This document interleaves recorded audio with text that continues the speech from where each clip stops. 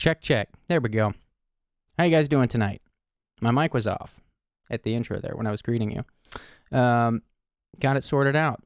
Good to be here with you guys tonight. I'm looking forward to another one of these where we are going to be talking to you guys. Tonight it's about you guys. We're going to get a quick start today, but there's one thing I want to talk about here at the start. I've seen so many comments since we've started doing this. These anonymous live streams about, what's the deal? Like, why no more comedy? Why are we doing all this stuff about mental health and depression? First of all, I want to say that, this channel is a place where I've experimented with so many different types of things over the years since, dating back to 2008. So it's been a number of things over the years, but obviously the comedy stuff, it's the loudest stuff I make, so it naturally gets the most attention. But I want to be very clear that this is not a place where we celebrate depression or mental health specifically, although there are times where people call in and they need something specific. This is more about it's a community of people that the point of these live streams is to bring people together without involving politics or ideologies or any number of things that are so hot right now. This is just a place where people can come and just be real. So it's a wild experiment. I'm aware it's not tonally what a lot of you guys are used to, but I want to just say that the response has been overwhelmingly positive. So for those of you who are new to this that may be wondering, what's the deal with these formats? What's the goal? What's the hope? That's the hope. The hope is just to create a positive community online for people to just come be real and not have to worry about like, oh, this person's not going to listen to me because I'm a Democrat or I'm a Republican. Those kinds of things are not important here. That's why it's kind of rooted around these real, raw, severe experiences, because the point is people go through things in life that are, the real life transcends all these things that people get so hot about these days, in my opinion. Real stuff. That's what brings us together, not the politics. So that's it. I just wanted to say that right at the top. We're going to start taking callers here. We'll be doing this for about 3 hours. This whole thing is very loose, very slow, probably the most underproduced thing on YouTube. But that's what it's about. Nice way to kind of wind down at the end of the night. So we are turning on these phone lines here. Let's get these up. And we are going to take our first caller. Here we go. Hi, thanks for calling. Hey. How you feeling tonight? All right. It's life is life. Indeed. It's got its ups and downs, but I think overall it's been an all right day. Okay. Well, what's on your mind? I just kind of wanted to share the fact that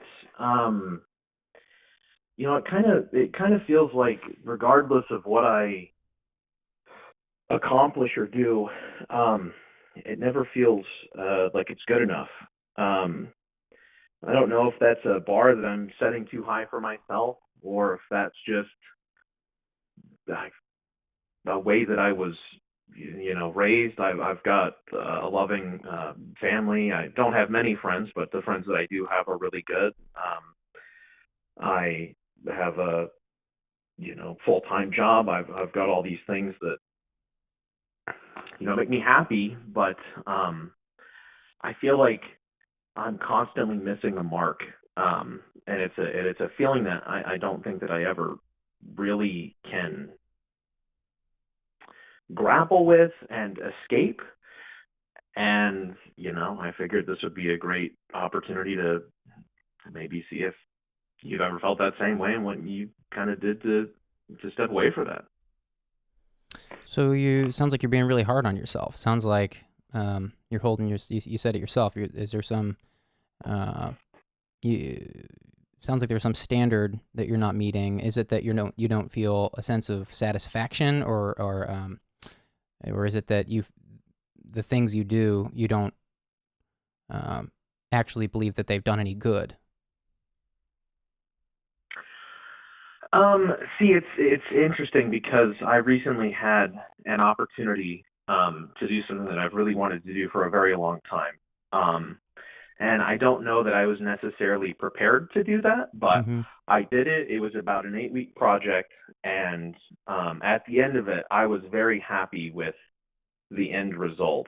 And it kind of made me realize something, and that's for the longest time I had the opinion that it wouldn't matter if I was, in a room or not. I wouldn't really have any effect on that situation.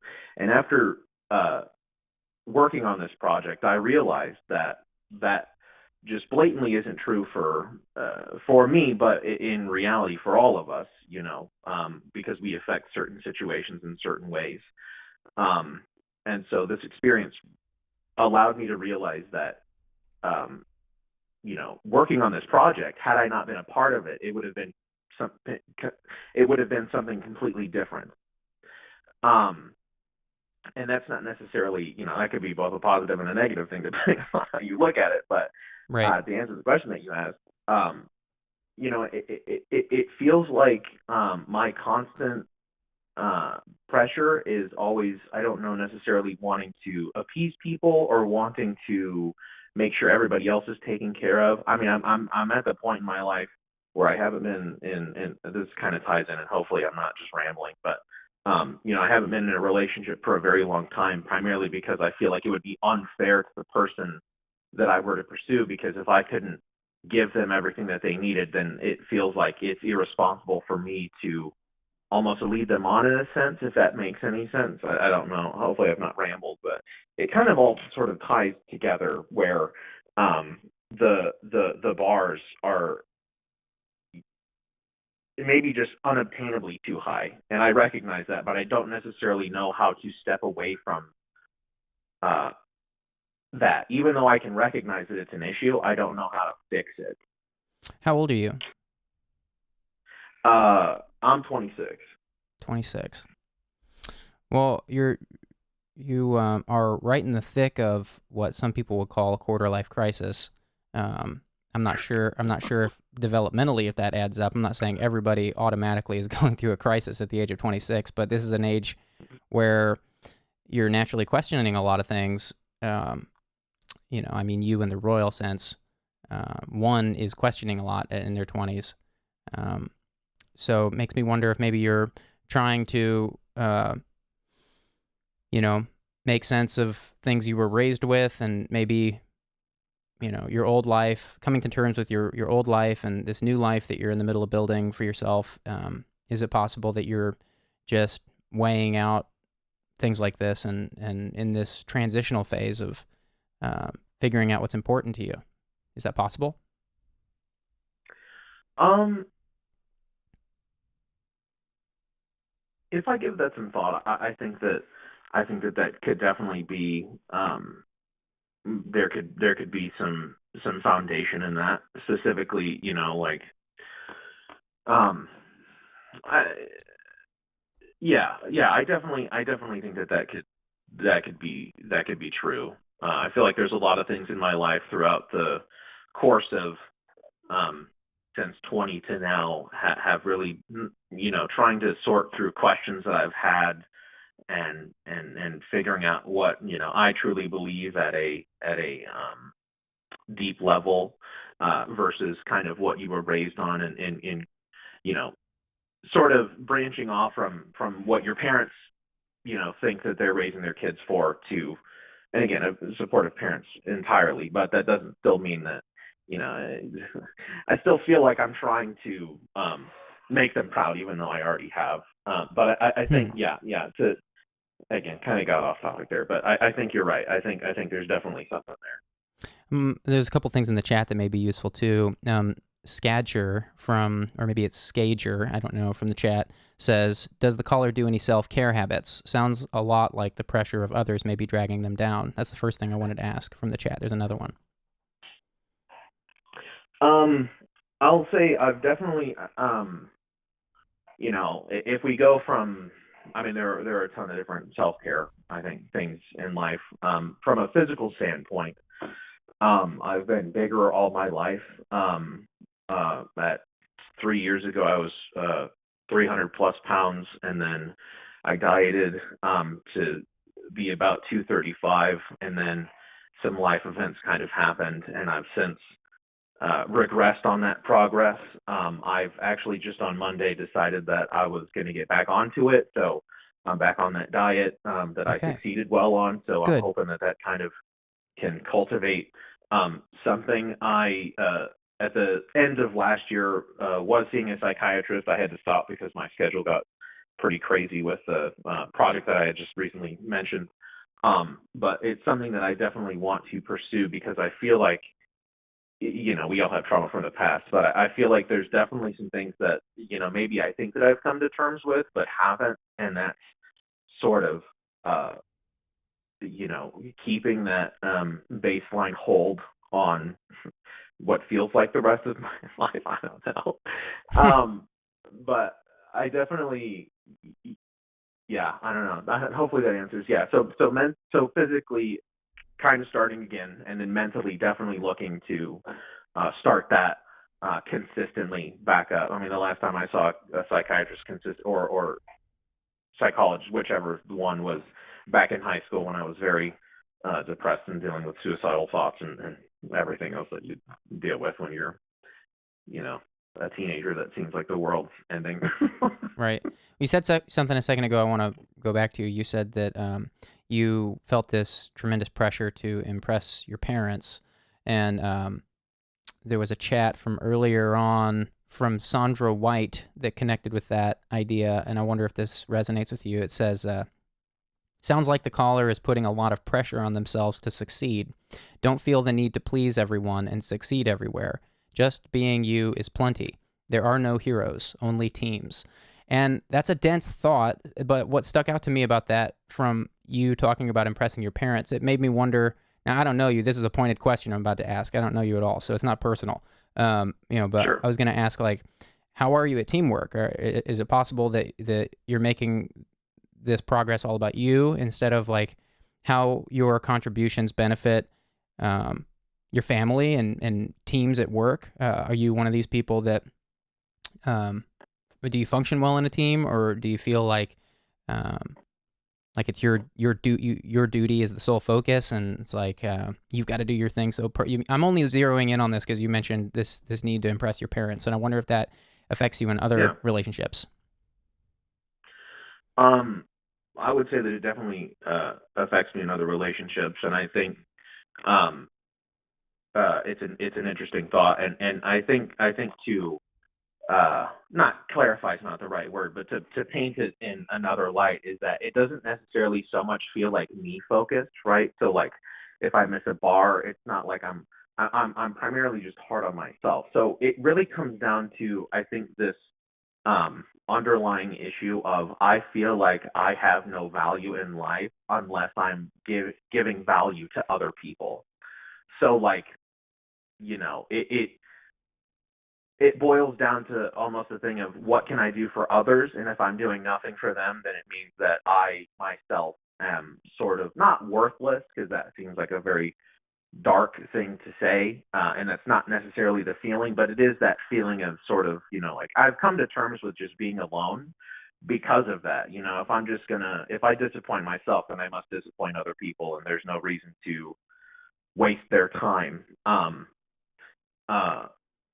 Kind of feeling. So I definitely think that I succeed and thrive within groups because it's primarily based around the feeling of I am directly helping other people accomplish something. Mm-hmm. Which is why in this situation, when I was working on that project, I was in much more of a leadership role, which was very drastically different for me, which kind of changed my perspective on a couple of things. But ultimately, I was telling people and truly believe this, it only succeeded because of their efforts, which was diminishing to what I brought to the table in that, because it was again, speaking abstractly, I was directing something for the first time, and have been in the industry that I'm in for about 6 years now, and this was my first opportunity to have a director role. And so I took all the cultivated knowledge that I had from those 6 years and put it into this, but it still felt like, I not that I was the reason that the project suffered, if at all, if that makes sense, but my inexperience felt like a hindrance rather than something that could be. I don't know if that makes sense. It's like, Maybe it was. Could have been. I haven't seen any of this stuff, so this might sound pointed. I'm not trying to be rude. I mean, maybe it was, but that doesn't mean. no, Again, I haven't seen the thing you made, so I'm not dogging on it. But right. there's plenty.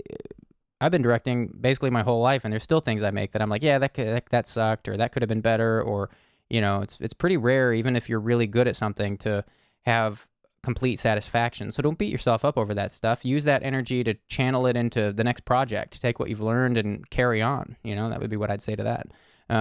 It does sound like you're under this perfectionism thing, or you're holding yourself to this high bar. And so to that, I would just say, like, there's a lot of people calling in here with these standards for themselves, these really high bars for themselves, not only with work, but with all kinds of things.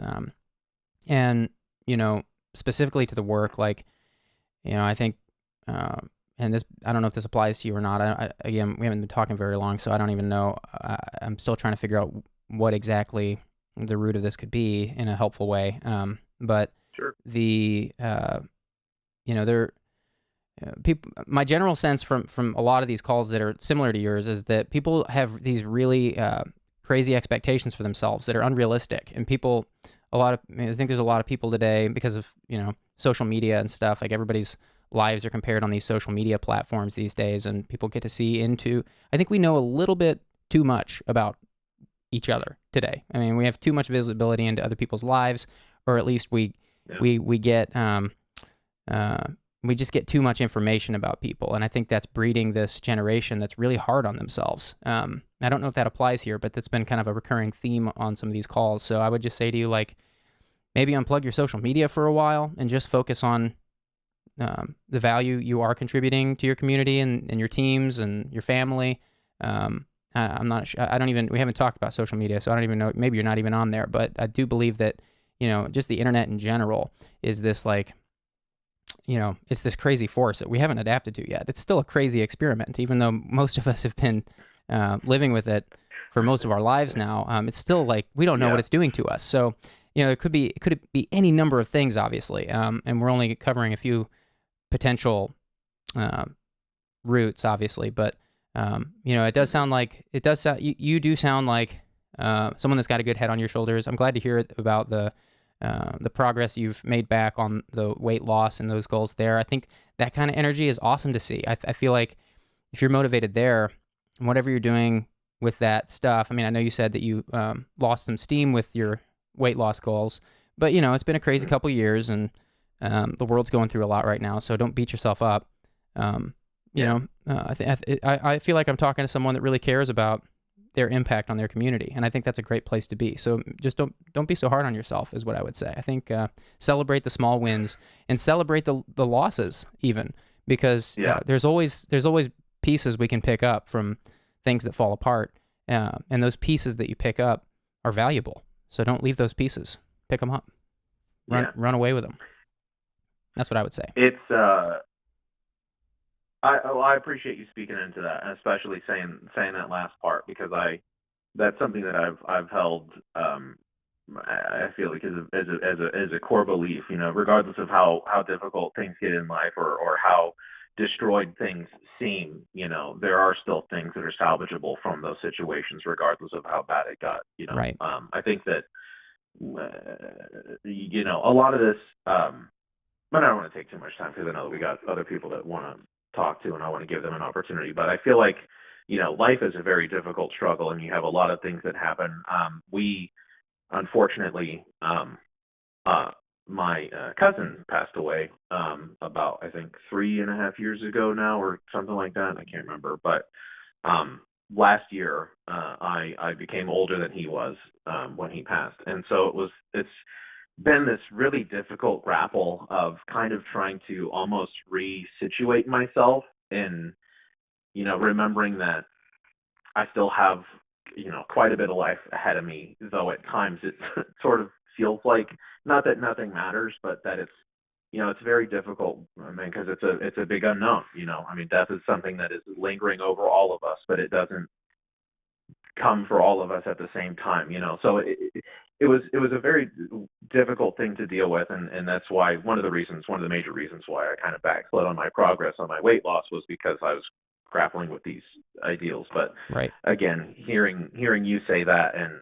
again, I'm sure other people in the chat, and I'm going to go back and read through it when we're done with the call, so I can kind of write some things down if anybody had suggestions on books or media to grab. So I definitely want to look into that. But it's similar to parenting. There is no manual on life, and I feel like a lot of the times everyone's just trying to go about it their best way, and I don't know. It's difficult for everybody, but I appreciate you and this whole anonymous live thing, and I think that it's helped me on the things that I've listened to from other people, and definitely having this conversation I think is kind of and also just as a point, it's nice to be able to talk about it, because Right. while I'm sure that I could share this with my parents, they would come at it from a completely different perspective, because they want to help me because I'm their kid.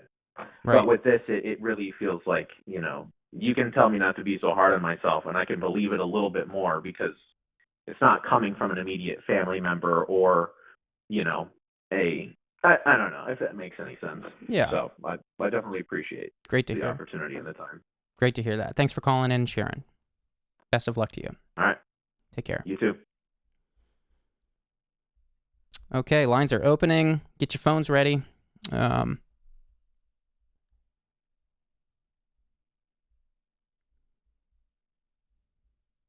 we're going to take our next caller. Hi, thanks for calling. Hello? Oh, hello. Sorry. Yeah, hi, I'm here. Hi. What you want to talk about? Hi. Thanks. I didn't think I'd get in. My name is Michael.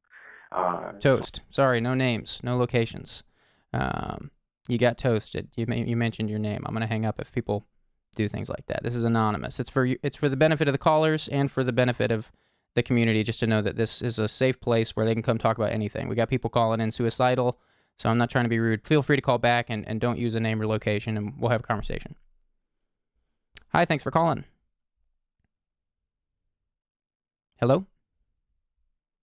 Toast. Hi, thanks for calling. There, I don't know if you remember me from a couple of weeks ago or 1 week ago or something. That's the beauty of this. I don't know anybody. Yeah, that's fine. I was the one who called about autism and PTSD, depression stuff, and identity stuff. I remember when I watched the stream after I had a call with you, and you mentioned hoping that I'd call back at some point, so I thought I would do that. And I thought I would just let you know that I am, in fact, doing much better regarding my immediate self. I'm not feeling suicidal or feeling the need to self-harm or anything. I'm still, a little messy when it comes to brain stuff, but I am doing much better in terms of the immediate stuff. And what I would actually like to talk to you about tonight is now that I'm in a better frame of mind. The last time we called, we discussed matters in terms of finding a better self-identity and being able to understand yourself better, and I'm just wondering if that's something you'd be willing to talk about. Sure. What's on your mind? And I'm just, it's, when I was younger, I basically, experienced a metric fuck ton of trauma that completely destroyed my sense of self. It got to the point where I felt like the person I was no good and needed to basically be erased, and I did a really good job of doing that. And I'm now at a point in my life where a lot of the pressures that caused me to do that are long gone, and now I'm sort of adrift and not really knowing who I am at this point, and it's difficult for me to figure out how to do that. And goodness knows there are plenty of books out there. You have personality tests, you have stuff like the enneagram, you have your Myers Briggses, and your all kinds of texts and videos and everything. But it's just, I don't. It all just feels like somebody trying to sell me something, you know? Yeah, I'd say that's exactly what they did. Doesn't make it a bad thing. We buy all kinds of things, including groceries, right? And to be fair, I think I need, I think I need milk and bread more than I need to know what my enneagram type is. But I get where you're coming from, yeah. Yeah, I'm not saying. Yeah, obviously, enneagram isn't even science, so I'm not saying that enneagram is up there with groceries. But the point is that, yeah, just because someone's selling you something doesn't mean it doesn't have some kind of use. I mean, enneagram does have use. It is useful. It doesn't make it science, but it is useful. Yeah. I think I am. I think I don't know am what it jogged. is. I think my memory has been jogged. I do recall your voice vaguely. I think I've connected your voice with the previous call you mentioned. I think I remember where we left off. So thanks for jogging my memory. Yeah, I'm glad I was able to do that. Saves a lot of trouble. But I guess it's just, I mean, I'm not trying to disregard the Enneagram and Myers-Briggs and horoscopes or anything like that, because a lot of people have gotten good worth out of them. A lot of people have been able to better understand themselves, find a frame of reference for how to take in the world, and I definitely don't want to discredit that for the people who've gotten something. It's just, I do want to get beyond this topic, but I just find this, I don't know, I just have this incredible skepticism. Maybe it's a trust issue for anything where somebody's trying to tell me who I am. Yeah. And the problem is I don't even know who myself is, so it's not like I have a frame of reference.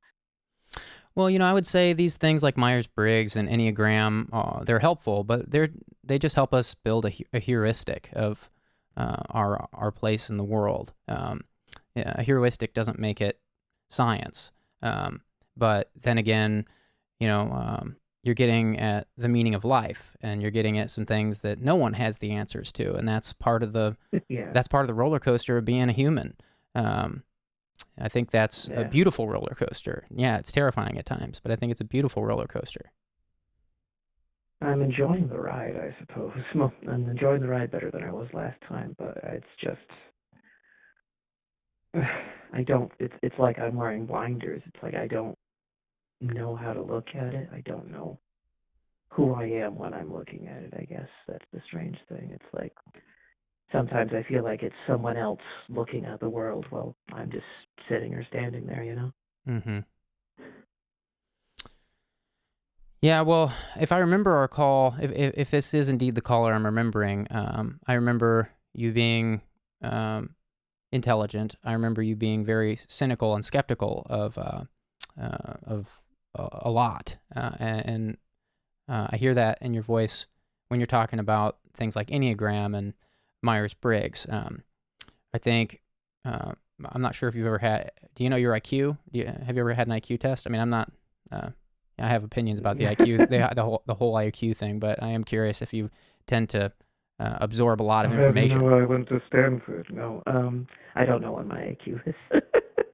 My only point was going to be, if you have a high IQ, it might be worth knowing your IQ. If you have a high IQ, you would could have a propensity for skepticism and cynicism and depression, the fun stuff like that. Yeah. So I would just say, maybe just be. It can be hard for people who know a lot of things to trust new information and to not feel like they're constantly looking through things.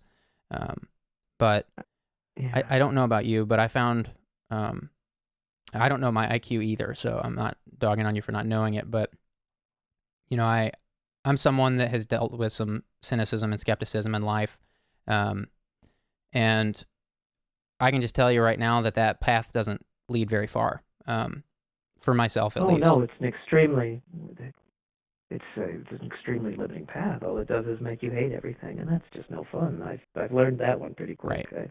I've spent enough time around a lot of really cynical people to learn they aren't really going anywhere except deeper in their little hole. It's just I'm trying to get out of that hole, and I think I just have these trust issues with other people and myself that are holding me back to better understanding myself. Because it feels like every time I'm approaching something that feels good, it's almost like I get scared. It's like, oh no, I don't want this thing to define me. I don't want to be just this thing. And it's a weird thing where I'm just unable to accept something into my life. Yeah, I can resonate. I resonate with that. I think that's probably perfectly normal. You know, you don't want to feel limited, it sounds like, by a heuristic, but we all have heuristics. I mean, if I remember correctly, you're in your late 20s or early 30s. 27. I did see somebody in the chat ask that. You're 27. Okay. Number. Yeah, you a heuristic is just a heuristic. You know, these things that we build to make sense of the world. I like to see it as like a map. You know, the map of the world isn't the world. It's a tool that we use to get by in the world. And so that's how I see things like enneagram and Myers-Briggs.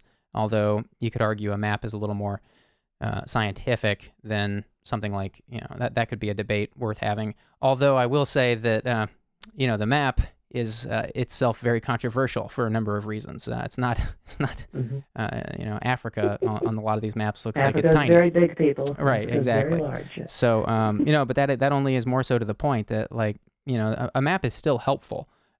And I believe that things like enneagram and whatnot are helpful for similar reasons, but I don't think that defines who you are.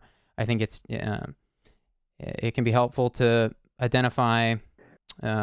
What I really like about the enneagram specifically is that it's really helpful in identifying not only the things you excel at, but your weak spots too. You know, the things you could do better at, and I really like that part of enneagram.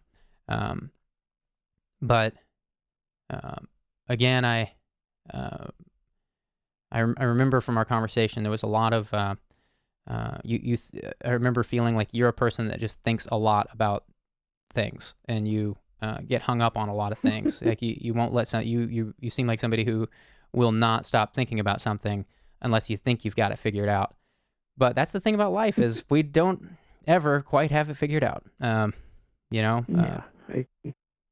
But you've given me some good perspective there. It's the matter of it's not an answer. It's something that could guide you toward your own answers. That may not be the truth, or a truth that, you know, better help you, you know, navigate this whole life thing that we're involved in. Right. I think I actually appreciate that. I appreciate that a lot. Great. You sound better than the last call. If I remember, were you the caller that hung up last time? I think you were one of our only callers who's hung up. I think I wore you out. Whoops. We did talk for a long time. But you're the one that hung up, right? I remember your voice. Yes, I did hang up. Yeah. That's probably why I remember your voice, because it was so unexpected. You hung up. I got called out. Well, I'm glad to hear. It sounds like I hear in your voice a little more optimism. And it's good to hear an update. I don't want to keep you for too much longer. I just thought I would touch base with you and thank you for your time. It was a great conversation. I enjoyed the thought you shared. Seemed like the chat enjoyed it. So yeah, thanks for calling, and feel free to call back. Mm-hmm. You have a great one. Bye-bye. You too. Take care. Thank you, Skager, for that super chat. Is it Skager or Skadger? Maybe you can leave me a phonetic. So I've never heard that word. It's got to be made up. All right, lines are coming back on. Next call. Hi, thanks for calling. Hey, how are you? I'm well. How are you tonight? I'm doing really good, bro. I gotta just start this off by saying, like, I am a huge fan. Thank you. You are awesome. What's on your mind? What's that? I said thank you. What's on your mind? Um, Sorry, I gotta step into another room here. A little nervous. You were like, Toast. I'm toasting you because you took too long to get to it. I know people are probably going to be offended that I did that, but these calls are not about. We want to really quickly identify people that we got people calling in that are suicidal people. So just please respect the callers and get right to your thing. I don't want to piss people off, but we got people calling here with really serious stuff. So please get right to the point. To that caller I just toasted, please call back again if there's something on your mind and jump right into it and let's get right to it. So we want to respect the callers who are going through real serious stuff. Why aren't the lines coming back on now? Bear with me, chat.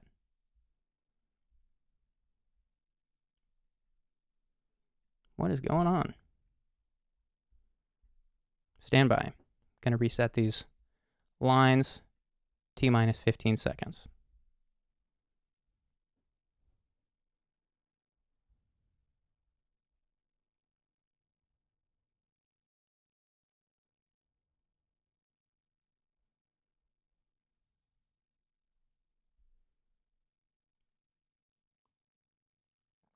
Technology. Can't live with it. Can't live without it. Okay, here we go.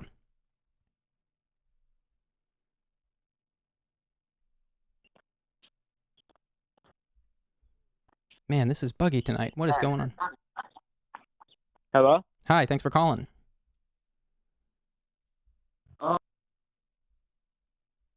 Man, we lost that one. Guys, I'm sorry. I'm having some glitches. It's resolving. I think everything's good now. Lines should be good now. Sorry about the wait, guys. Hi, thanks for calling. Hey. I don't say, yeah. I have I just have a problem I want to talk to you about, man.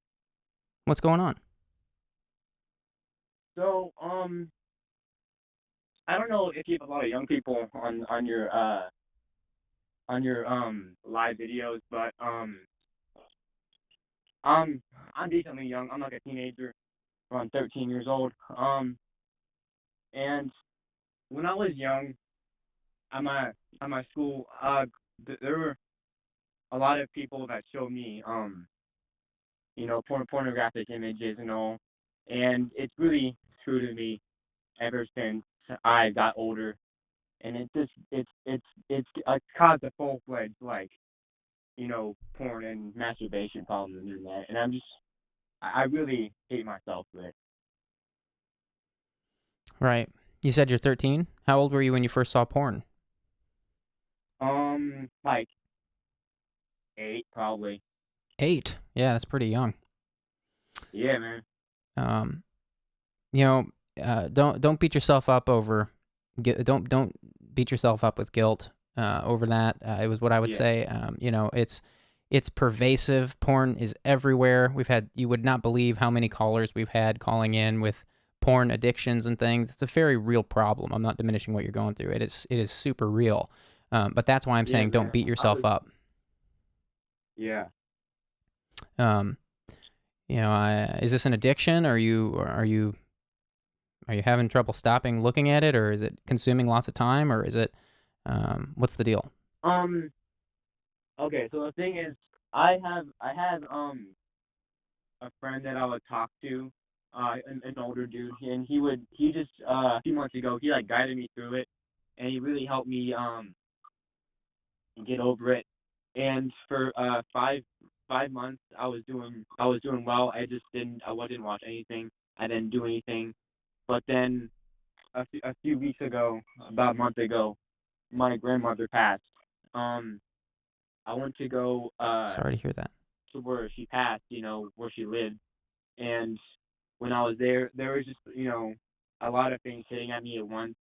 And I just, unfortunately got back into what I used to do. And ever since then, I've done it a few times, and I just feel like that I did something amazing when I stopped doing it. But I feel like now that I have gotten back into it, it feels like I built something beautiful and it's set on fire. You know what I'm saying? Yeah, I see what you mean. I would say a couple of things. I would say, first of all, don't pollute your brain with guilt. Guilt doesn't help anything, even if you shouldn't be doing something. So that'd be my first thing is just be easy on yourself. And the other thing I'd say is be really careful to not fill a void in your life with something like porn or any kind of addiction. It sounded like you got back into porn after your grandma died. I'm not sure if that was something you were trying to mask the feelings of loss of your grandmother with porn, but that's what it sounded like. Is that right? Something like that. There was just a lot of there was just a lot of stuff hitting me at that time.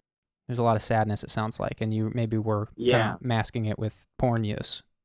Yeah, that's a recipe for failure. I would definitely not do that, but I wouldn't beat yourself up over it. Just know that porn is really, really a global conundrum right now. I mean, it's illegal in so many countries. It probably ought to be illegal here. I mean, I'm not going to come out and vote for that. I'm not going to get political, but it's such a problem. I've had so many people calling in. I'm thinking, man, like, I'm just saying that to give you hope that you're not alone, and so many people are struggling with this. Yeah, I mean, it really is a problem. You know how, like that. There's something that's really, actually real in marriage. Having, being married and having kids and all. But then there's like the fast, quick way of watching porn and having that like small time of dopamine, if you know what I mean. Exactly. Yeah. NoFap community is great. They're a group of guys that abstain from porn. Some of them do it for intervals of time. Some of them do it permanently. And then there's also the porn-free community on Reddit.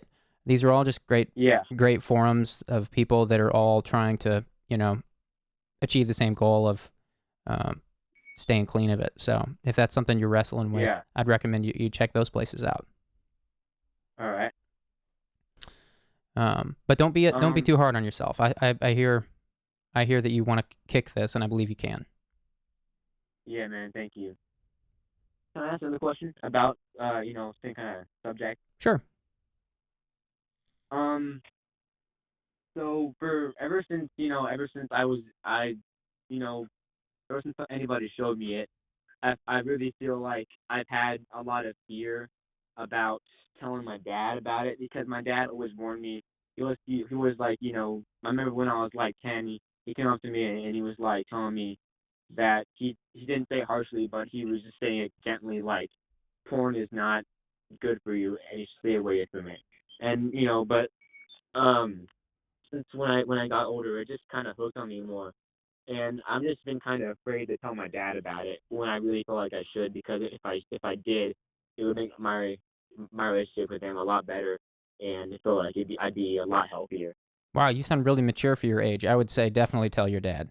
I think your dad would probably want to know. I think that's a great instinct, that if you feel it's going to make you closer with your dad, it probably will. I think that you're probably in a fortunate situation. I can think of some people who in my life have not been able to be that candid with their parents. So you're really lucky that you have a parent that will, your dad may be upset, but it's not going to come between you guys or, derail anything. I think that's great. Totally. Yeah, and the chat's with me on that. The chat wants you to tell your parents too. So I think that's a great step. Maybe it'll help you. I think it will. Great. I think if I do something with my parents, it feels like it'll get me to a spot where I can, get me to a spot where I just feel more free about it, because that exposure will lead me to just feel more better about myself and free, Right. Totally. Yeah, man. Well, thanks for calling in and sharing.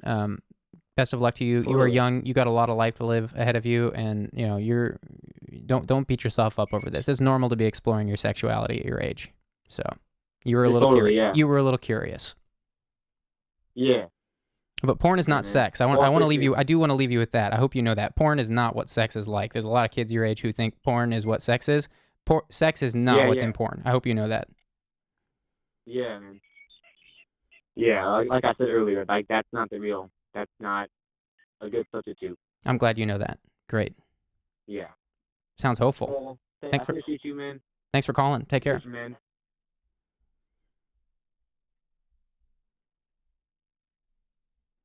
Okay, lines are opening.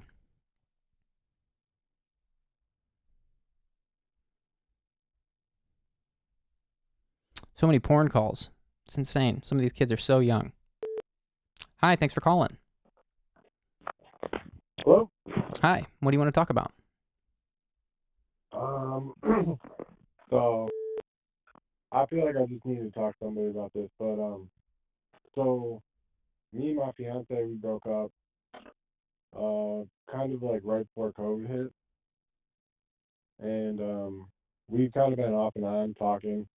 Meaning it was kind of hard during COVID to kind of see each other, and I don't know, it's just been kind of lately. I mean, I had some things happen to me, I mean, that affected me deeply, being newly single, and then my brother's girlfriend ended up passing away, like, extremely sudden, and Wow. that put me in another hole, and I just kind of, like, took some time to work on myself, figure things out, and around, like, February, she was, like, reaching out, she wanted to try again, and I was still in a dark place, from everything, and especially, seasonal depression. So I was just kind of like going through the motions, and my birthday was like last week, and um, she reached out, and it was like such a difference between, you know, all the birthday messages that she sent me, and this one was just kind of like, hey, happy birthday, happy birthday, and I was like, thanks, like, maybe we can grab some dinner soon, and she was like, yeah, maybe, and I just woke up like Monday morning, and I just couldn't go back to bed, and I just like started journaling. Good. And I mean, not I that was not that like, you couldn't go to bed, but good that you used that time to journal. That's a great time to journal. yeah. So I kind of felt like I got everything out of my chest, and I kind of ended it with saying, I don't know if I want to send you this because I don't know if you like really care. So I was getting ready for work, and I was like, you know what, screw it, and sent it. And she ended up like Snapchatting me back, and I opened it, and we kind of talked like all yesterday, and I kind of just let everything out, and she kind of was just saying, it I needed this like a month ago, She was like, I tried. She's like, I feel like our timing's always off, and um, I just kind of like am lost because I don't really know the route to go. I mean, this is a person that shared a great. Well, I've known her for like 10 years. We were dating for 6, and it's just kind of weird that the next step is uncertain. Yeah, I hear that. So the ball's in her court or the ball's in your court? She kind of told me like in February, she was like, I've kind of put the ball in your court, and you kind of didn't really do anything with it, and I was just kind of like somewhere else. Why did you guys break up to begin with? Um, it was kind of like a few things. Are you able to get closer to your I was, mic? You're a little quiet. I'm having a little trouble hearing you. yeah, no, that. No, you're good. I just want to understand. So it was kind of like a series of events. It was like I ended up giving her the ring, and I thought, that was it. I was like, I'm done. I was like, this is what you wanted.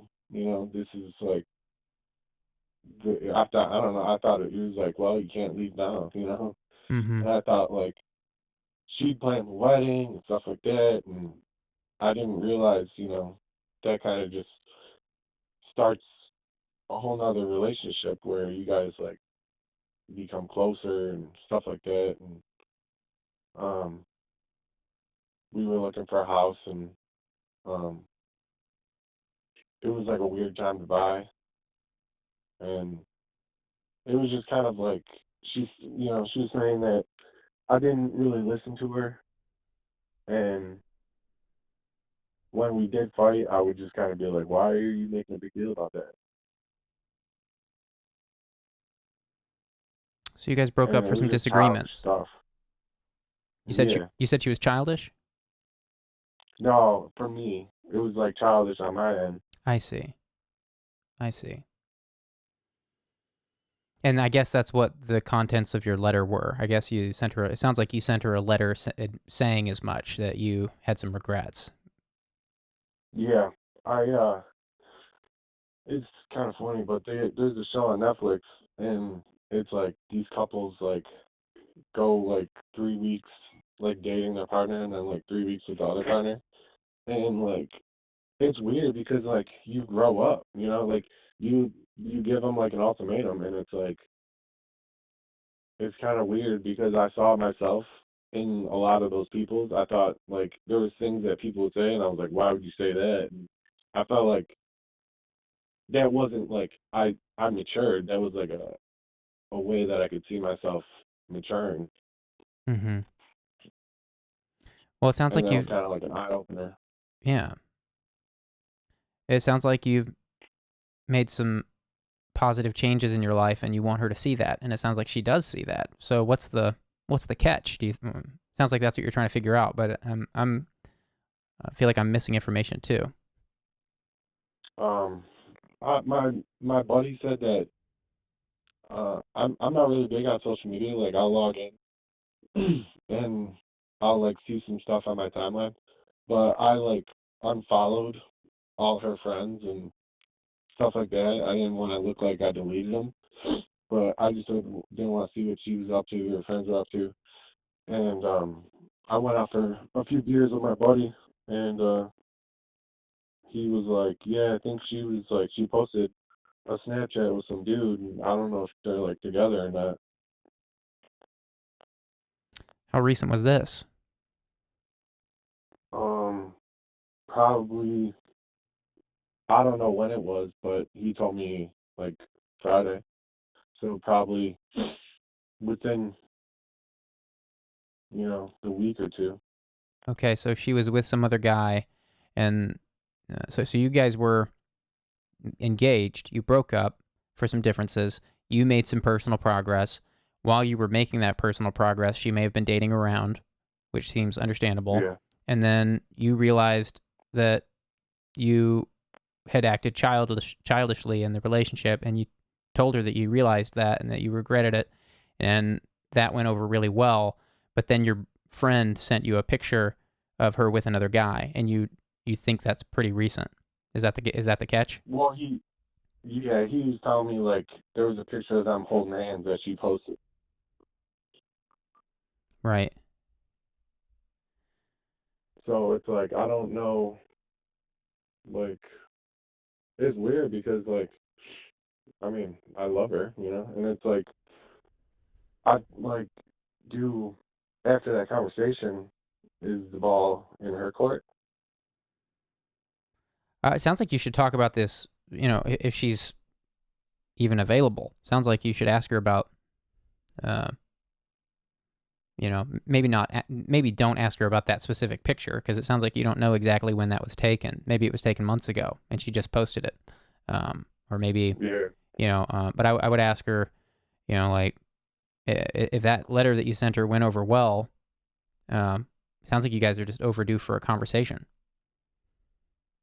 Yeah, and I felt like that conversation that we had, like all day yesterday, it kind of went over pretty well, and I just didn't really want to keep talking about the relationship aspect. Mm-hmm. I figured if we like went back to like the fun, goofy part where you're just like, hey, how's your day, and just kind of, bullshitted, that it would have been all right. Right. Yeah, it sounds like you guys got to talk. I mean, the letter may have been a good first step, but yeah, that's no substitute for face-to-face, obviously. I think from what I'm hearing, it sounds like you guys should just get together and talk. There have been a couple people in the chat saying that as well. Highly recommend you just talk with her and see where she is. Yeah. I think that's all. That's kind of how I ended it yesterday. I was like, if you're ever available, it'd be like fun to go hang out. Well, if you really care about this person and you really love her, you might say it more pointedly. You might say, there's something that's eating at me. I mean, you're calling in here tonight to get advice from a bunch of strangers, so I imagine this is eating at you. It kind of sounds like it is. Maybe tell her that. Say, like, hey, this is eating at me. I don't want to just hang out. I want to talk about some stuff, and I want to, apologize, maybe, if you haven't apologized yet. Yeah. That level of vulnerability can be scary, but that sounds like what needs to happen from what I'm hearing.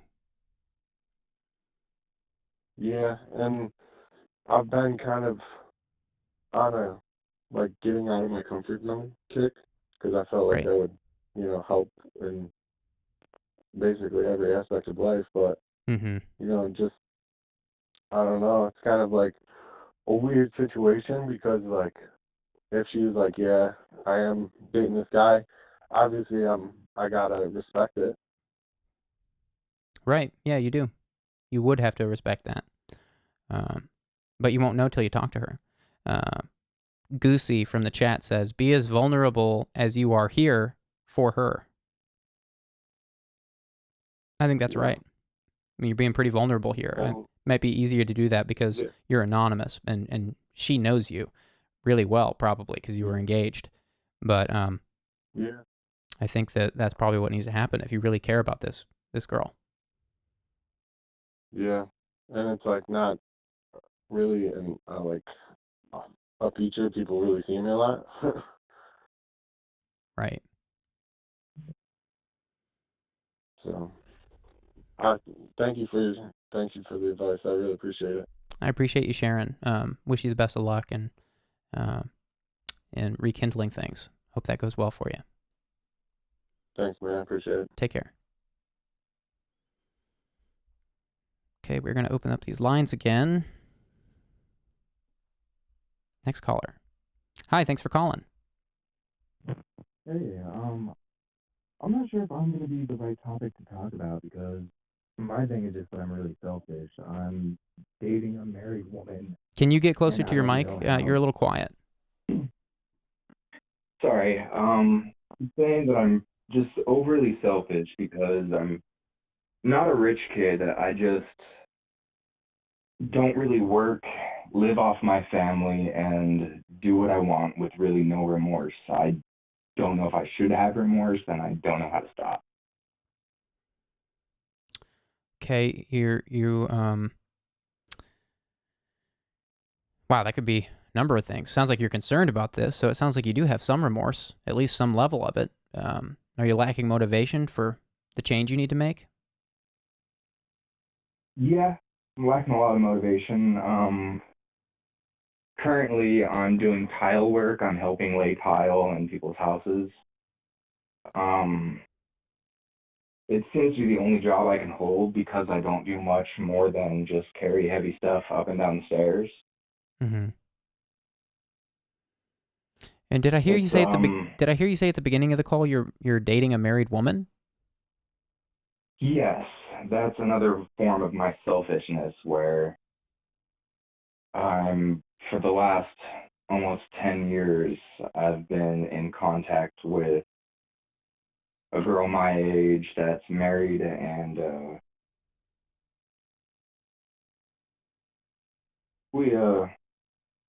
we communicate mostly through the phone and Facebook. Okay. It's been a while since I saw her. I used to see her every day, but I moved away. Okay. How old are you? I'm 33. 33. Yeah, one of your oldest callers, I feel like most people are in their 20s. It's a lot of 20-year-olds. We've also had a couple people in their 40s. Oh, I missed that. I must not have been watching. Yeah, we get them all over the place. You're definitely not the oldest person that's called in. You're not a stranger here.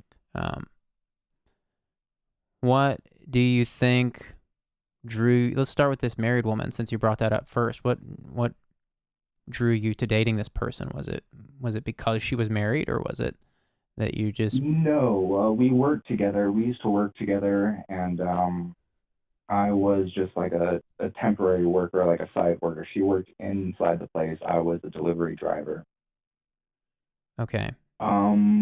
I just kind of just fell for her. She's perfect in every way. She's exactly what I want. I'm picky. I'm not a serial dater. I don't look for relationships that aren't perfect. I would rather be single instead of date the wrong person. But with her, she was perfect in every way. And when I asked her out, she said she would, but she's married. And I said, oh, wow. And I just kind of backed off. But we started flirting, and one day she told me to kiss her, so I kissed her, and we took it a lot further than that, to the point of like every day for like 4 years straight. I was never really under the impression that she was going to leave him. It wasn't,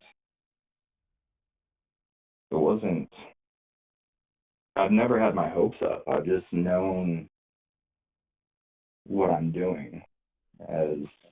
I'm assuming her husband does not know about this, or her partner. He found out eventually.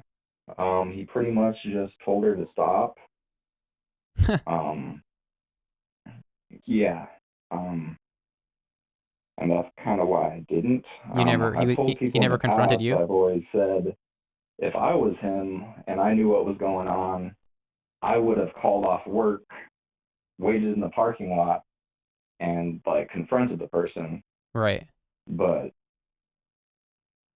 right. I just didn't care. I don't know if I'm ever going to get married. I don't really have trust in people. I don't understand how someone could trust another person to have a child with them, because like every relationship that I see, someone breaks up with the other person and takes the child. It's like having a child is a 50% chance of losing a child, I feel like, these days. Yeah. So I guess I just don't respect commitments because I don't believe that they exist. Well, commitments certainly exist, and maybe that's... now I feel like we're getting to the heart of the problem. You just said it. You feel like commitments don't exist, and maybe that's why you have a hard time applying yourself. Maybe that's why you're living off of your parents and not digging deeper into your own life. I mean, you got to commit to yourself first and foremost, or you're not going to go anywhere. Commitment is very real. I firmly believe that. I've got kids. I'm also divorced, but I still believe I still believe in commitment. I think we have to believe in commitment. Civilization is a commitment. We commit to each other. Civilization is just a series of commitments that we all agree are valuable. So when you say you don't believe in commitment, I think we just hit the nail on the head there. I think that there seems like there's something there for you that you're really wrestling with right now. That makes a lot of sense. Yeah. Maybe you haven't found something worth committing in yet. You said you're really picky. What's that? I said, could it be that you're really, or rather, you said that you were really picky. And I wonder if that has... Yeah. I feel like you said your parents aren't loaded. Is that right? But somehow they're still supporting you? We have a family business that my dad supports his sister, he supports his mother, he supports me, he pays spousal support, and he pays child support. So I'm getting the brunt of the money because he's paying my utilities, my rent, pretty much anything that I need, and the rest of the money goes towards everyone else, and he gets nothing. He works his ass off for nothing. Sounds like your dad's pretty committed. Well, he doesn't work his ass off for nothing. He's kind of like, Breaking Bad. His favorite show is Breaking Bad because at the end, great show, Walter White says that he does it for the thrill. He does it for the fire inside of him. And that's why my dad works like so hard, is for the thrill. Right. It's to make all the money that he makes. It's not to spend the money that he makes. He wants to just make it. Right. And I respect him for that. I wish I could get there myself. Like, I want to be like him. Have you told All your my dad life that? I thought I was going to take over the business, but there's no shot of that because, yeah, there's just no shot. Have you opened up to your dad about this? Could your dad be a mentor to you in this way? He's one of the hardest people to talk to. If you have a problem with something that's going on, he'll pretty much just blow it off. And although over the last couple of years he's gotten better, so I mean, I guess it's a good time to try again. Have you really tried leveling with your dad? I'm not doubting you, but I'm just trying to understand exactly what's going on. Like, have you tried going to him and saying, "Dad, look, I know you're busy. I know you work your butt off and you got so much going on. I've got one thing that's driving me crazy. Can you give me 30 minutes?" Just level with him and say, everything you just told me here. I don't feel motivated in life. I don't know how to value commitment, and I'm worried about that in myself. I guarantee you he'll listen if you phrase it, if you find the right way to phrase it. I don't know your dad, but there's got to be a way. He loves you clearly. He's giving you money and taking care of you. Yeah, he's never let me down, that's for sure. How do you feel like that would go if you leveled with your dad in that way? I think he would be like, "Why are you saying that? What do you like?" I don't think he would. I think he would just say, "Get a job." That's all he has been saying. Well, I mean, what? I have a job, it just doesn't pay very well. Right. Well, what are you good at? What gets you excited? What kind of problems do you like solving? I used to be good at customer service, but as I got older, I just kind of stopped liking people and quit that fire in the twinkle in my eye just kind of went away. But what I'm good at is what I do now, and that's problem solving of like the meticulous sort. Like, I'm good at like figuring out how to set tile properly. That's actually it's what I enjoy. Okay. Well, that's good. You have something that you do like doing. I mean, you can make good money doing tile work. I mean, that could become a business for you. You could scale that, you know. Yeah, It's going to take time. but I'm just not good with people. I'd rather work for someone than be my own boss because I don't want to interact with the customer. I don't want to. I would argue with all of them. I would quit on every job. Especially over the last 20 years, I feel like I don't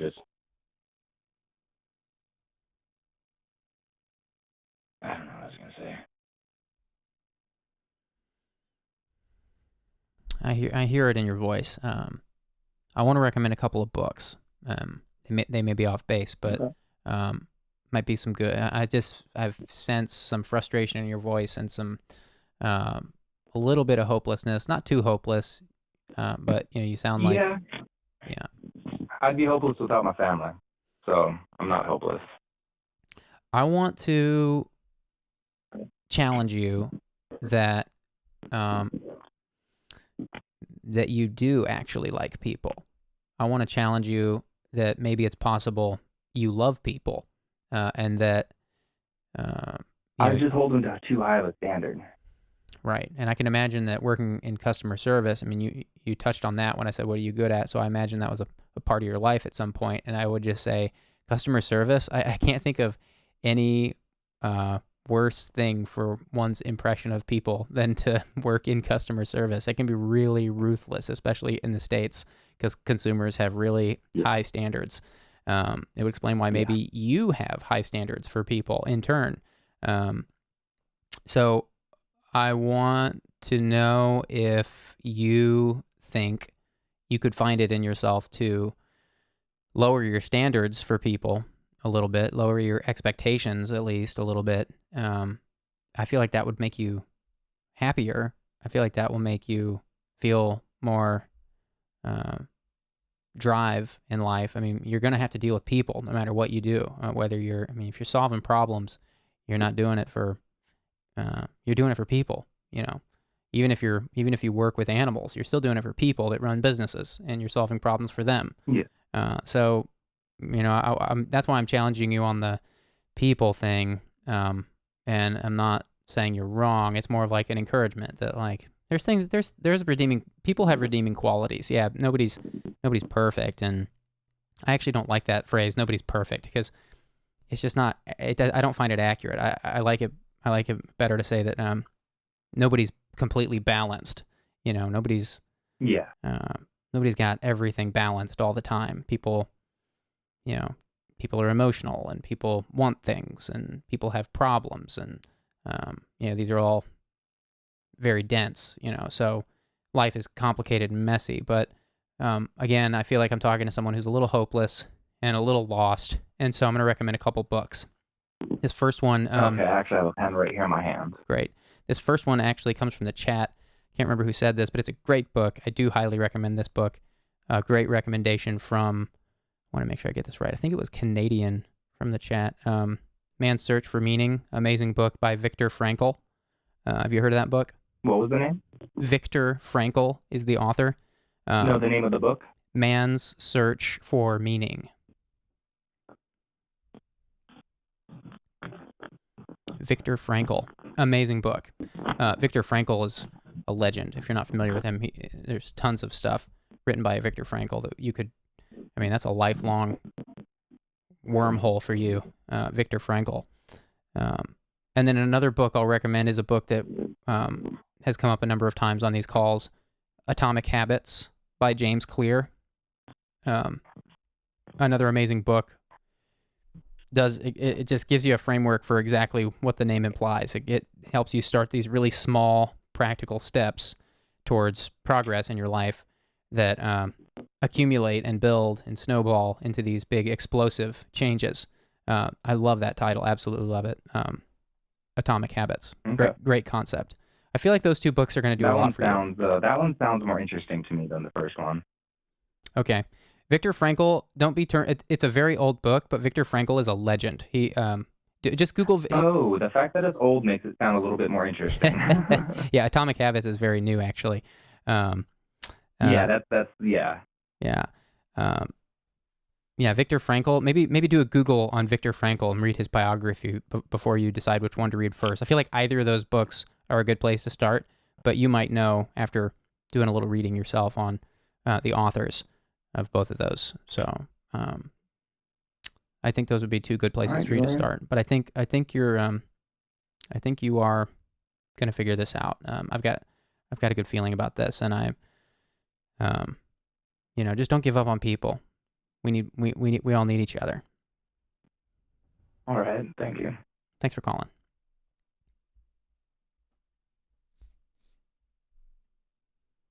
All right, lines are opening.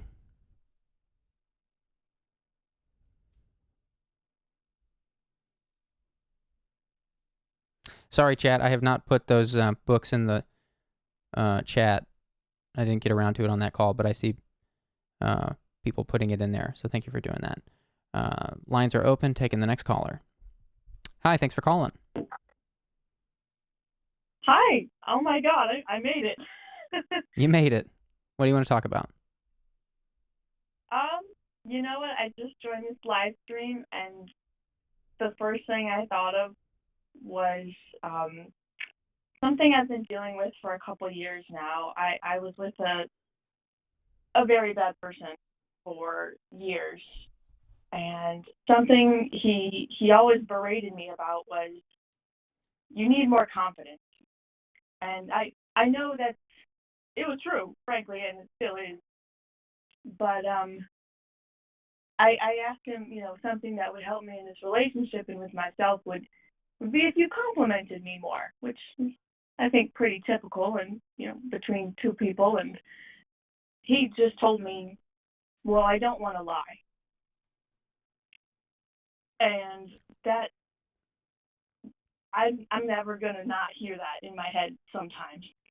It's wow. Just stuck with me. That's a impossible double standard. Yeah. And oh gosh, I'm so nervous now, but I'll try to be confident. Don't be I you don't just need to be thought I'd nervous. call and see what your thoughts on are confidence and getting that voice of myself or a no good person out of my head. Are you still with that person that said that? Sounds like maybe a toxic relationship. Thank God I'm not. Okay. Well, there you I'm go. There's not. step one of your confidence. You got out of that, and you know that was bad. That's a great step towards some confidence. You know, there's it's a great question. Yeah, in writing, in the profession of writing, there's a saying that says, "Write what you know," and that advice tends to turn out a lot of really strong screenplays. Now, of course, and other works, not just screenplay. I'm a screenwriter, so I'm naturally thinking of screenplays. All kinds of writing, all kinds of writers talk about writing what you know, and I think the same is true with confidence. You know, no one can be confident about everything. You know, it's crazy. I was watching the Johnny Depp Amber Heard trial a little bit over the last couple days, and the psychologist. I don't know that. I haven't followed that story too closely, so I'm gonna butcher this, but I know that there was a psychologist. I believe it was Amber's psychologist. I could be getting this wrong, but there's this psychologist that everybody loves right now. She's a woman. And she's just very confident and calm, and everybody loves for how confident and calm she is. And I thought of her when you were talking about confidence, because I was thinking, like, in the context of this writing what you know thing, it's like, well, I guarantee you that psychologist would not have as confident of a self-presentation in some other context. Like if she was talking about basketball or something like that, I'm sure you could find some context where that psychologist, even though she's trending for her confidence and how calm she is, I guarantee you there's some setting that you could put her in where she would sound like a complete buffoon. I'm sure of it, like everybody had it. So, getting back to the whole writing what you know thing, and I'm not telling you that you have to become a writer to be confident. I'm just using it obviously as an analogy. But, I guess I'd ask, like, what do you feel confident in? What do you excel at? What are some things that give you excitement and sense of meaning? Yeah. Personally, if that was posed as a question, definitely the environment, whole pro climate change advocacy, all of that. That's what I'm trying to do with my career. And personally, outside of my career, is just social justice. I'm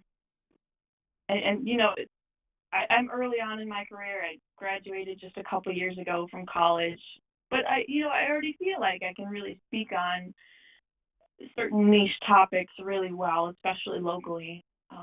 And it does feel really good when I can go on and on for a bit and know what I'm talking about. Mm-hmm.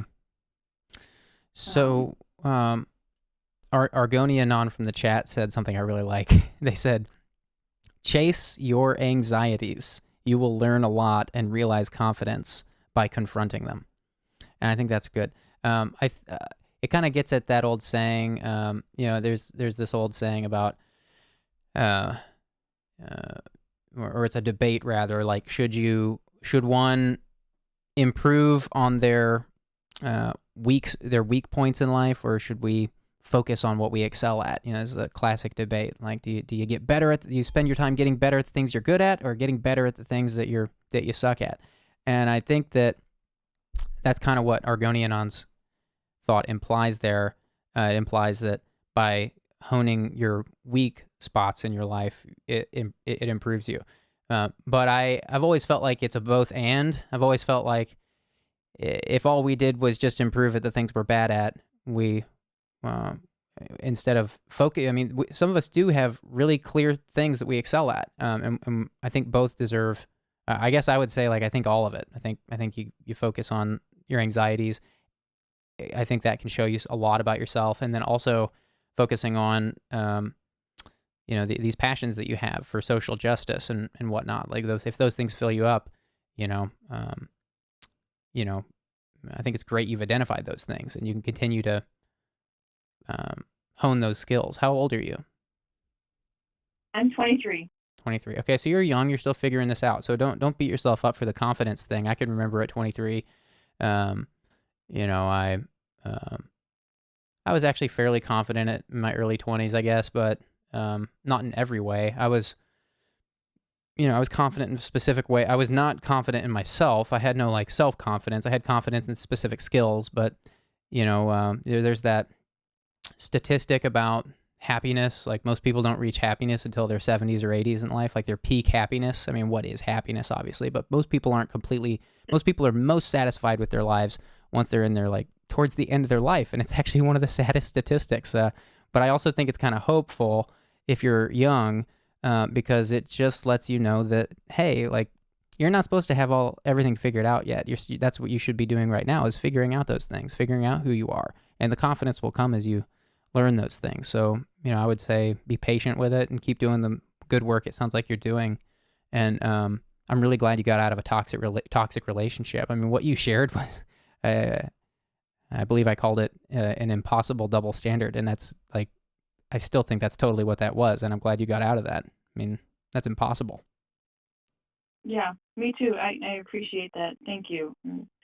It definitely was freeing to end it, and I think I'm on a path to allow myself to break out of what I thought were norms and constants of myself, and at least in the one realm, I'll say it, my sexuality. It's been so freeing. Great. Just to admit that is amazing. Great. That's awesome. Yeah. Skadger from the chat says, it sounds like this toxic relationship dimmed your light.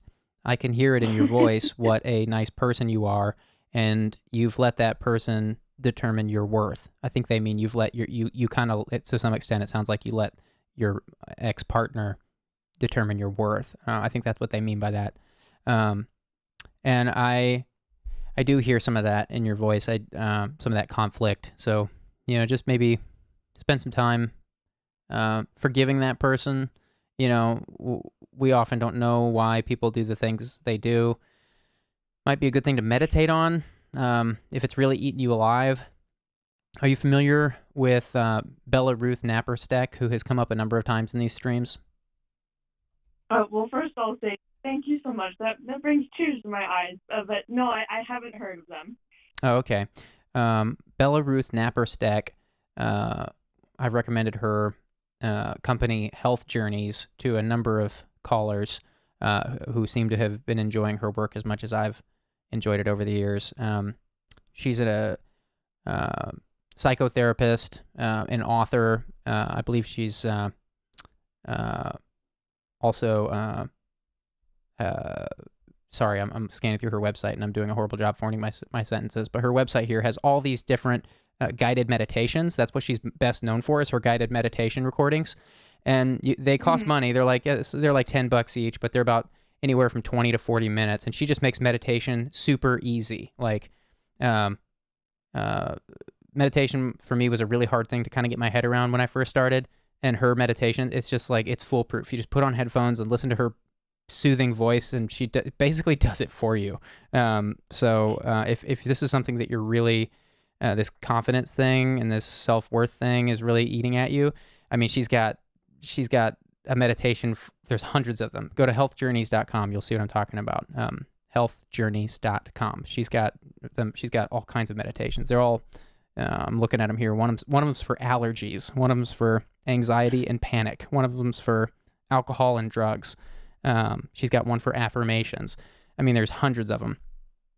So that'd be great. I'd love to meditate away my allergies for cats so I could get one.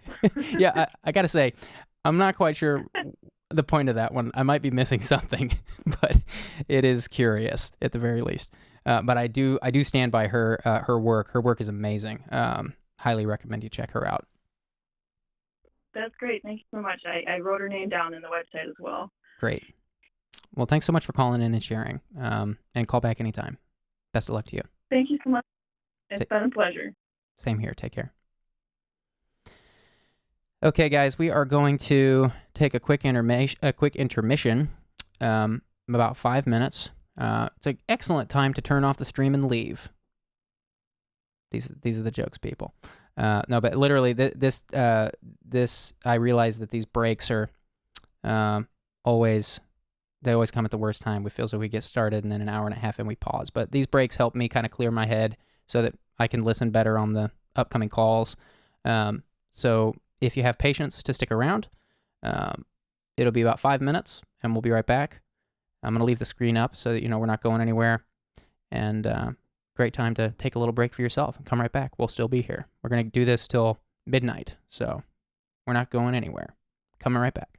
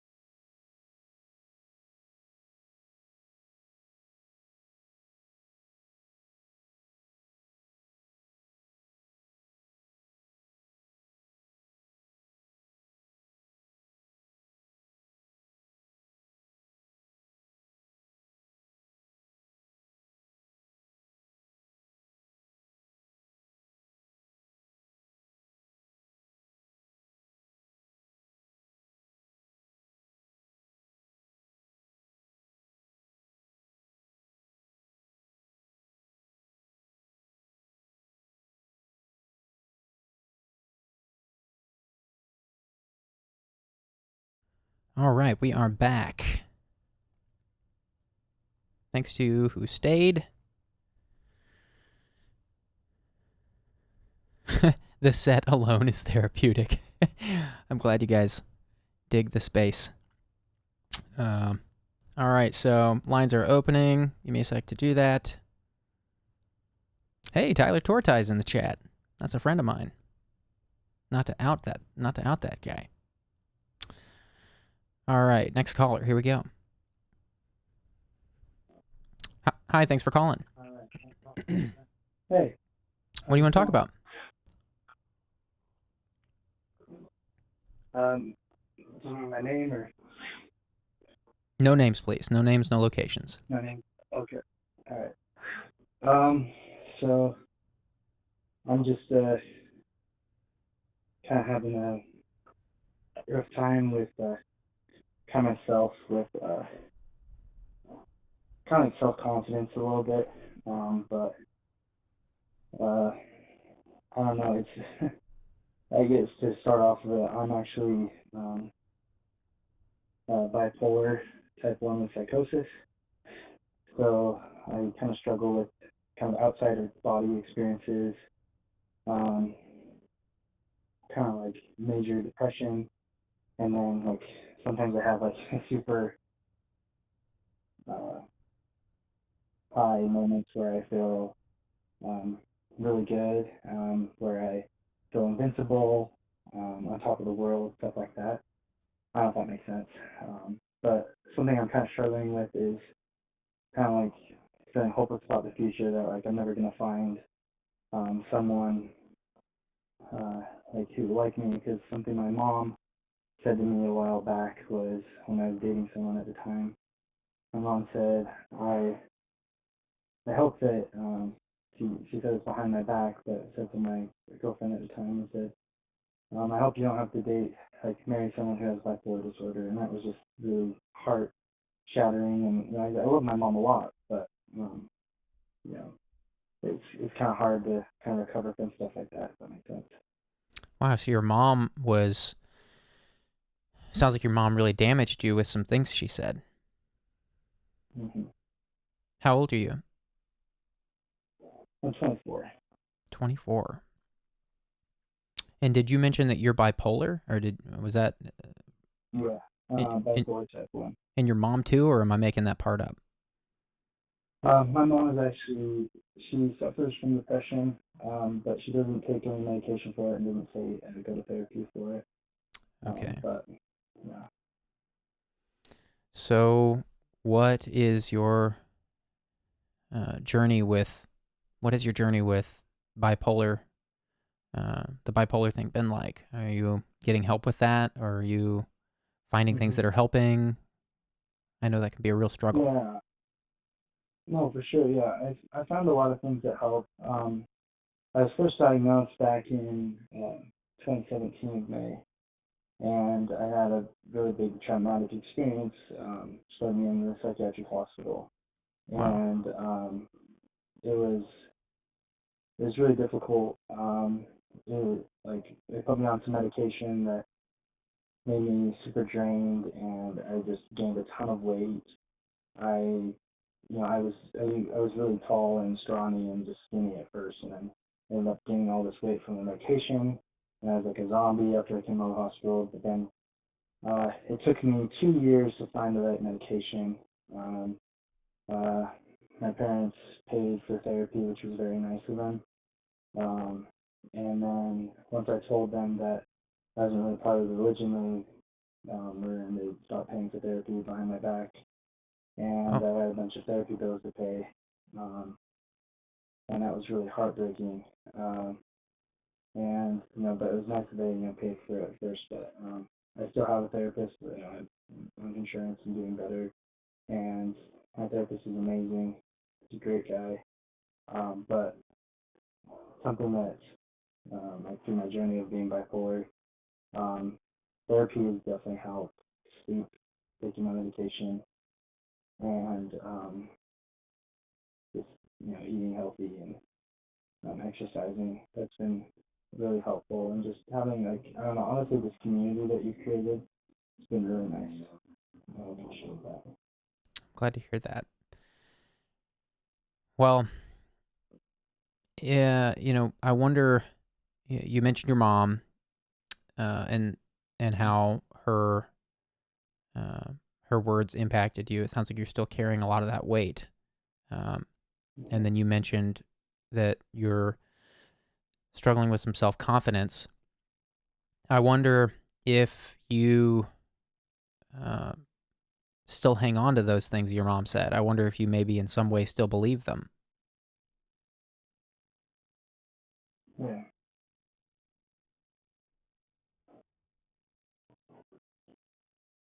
Was that a yes? You think you do? Yeah. Wow, you answered that really quickly. So quickly, I thought it was more of an interjection. Yeah, I know. uh, well, let's start with acknowledging that you already realize that you believe that. I mean, knowing that you believe that, or are believing it on some level anyway, is a big step. I mean, it can take some people a long time to figure that out. Maybe it did take you a long time to figure that out. But, if your mom is not caring for herself with the problems she knows she has, then, it would be a tragedy to spend your whole life believing the words of someone who's not even taking care of themselves. I don't know your mom. I'm not trying to be rude to her, but if she's not taking care of her own problems, it could be that she's just projecting her problems onto you, and that's not your weight to carry. Yeah, definitely. It's hard to kind of like live with kind of what she said, but I know I'm just like, I don't know, like, I kind of believe it sometimes, and other times I don't know. It just, I feel like it's my brain just plays tricks on me, if that makes sense. I don't know. Right. Yeah. I totally resonate with that. This could be a lifelong journey for you, obviously. Like, I mean, parental stuff that we're raised with can have long-lasting effects and can cloud our judgment on all kinds of things. Some people never fully process the things that they're raised with. It sounds like you've been in some therapy. That's great.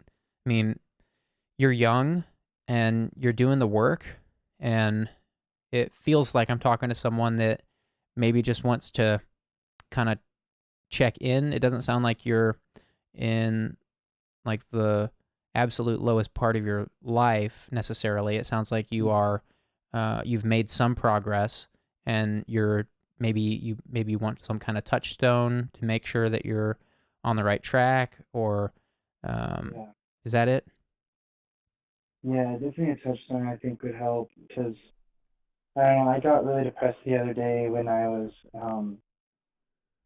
trying, like, at work.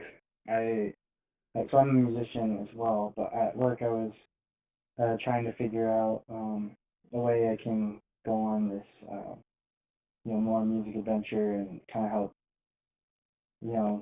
help other people, because I know, like, it's hard to help other people and I'm not helping myself, because it's like I need to find that balance and figure out that. But like I wanted to, if you're okay with me sharing, I wanted to go on this musical tour a while back, and I ended up not taking my medication for 6 months, and I ended up in the hospital again for almost a whole month, and that was not the best idea.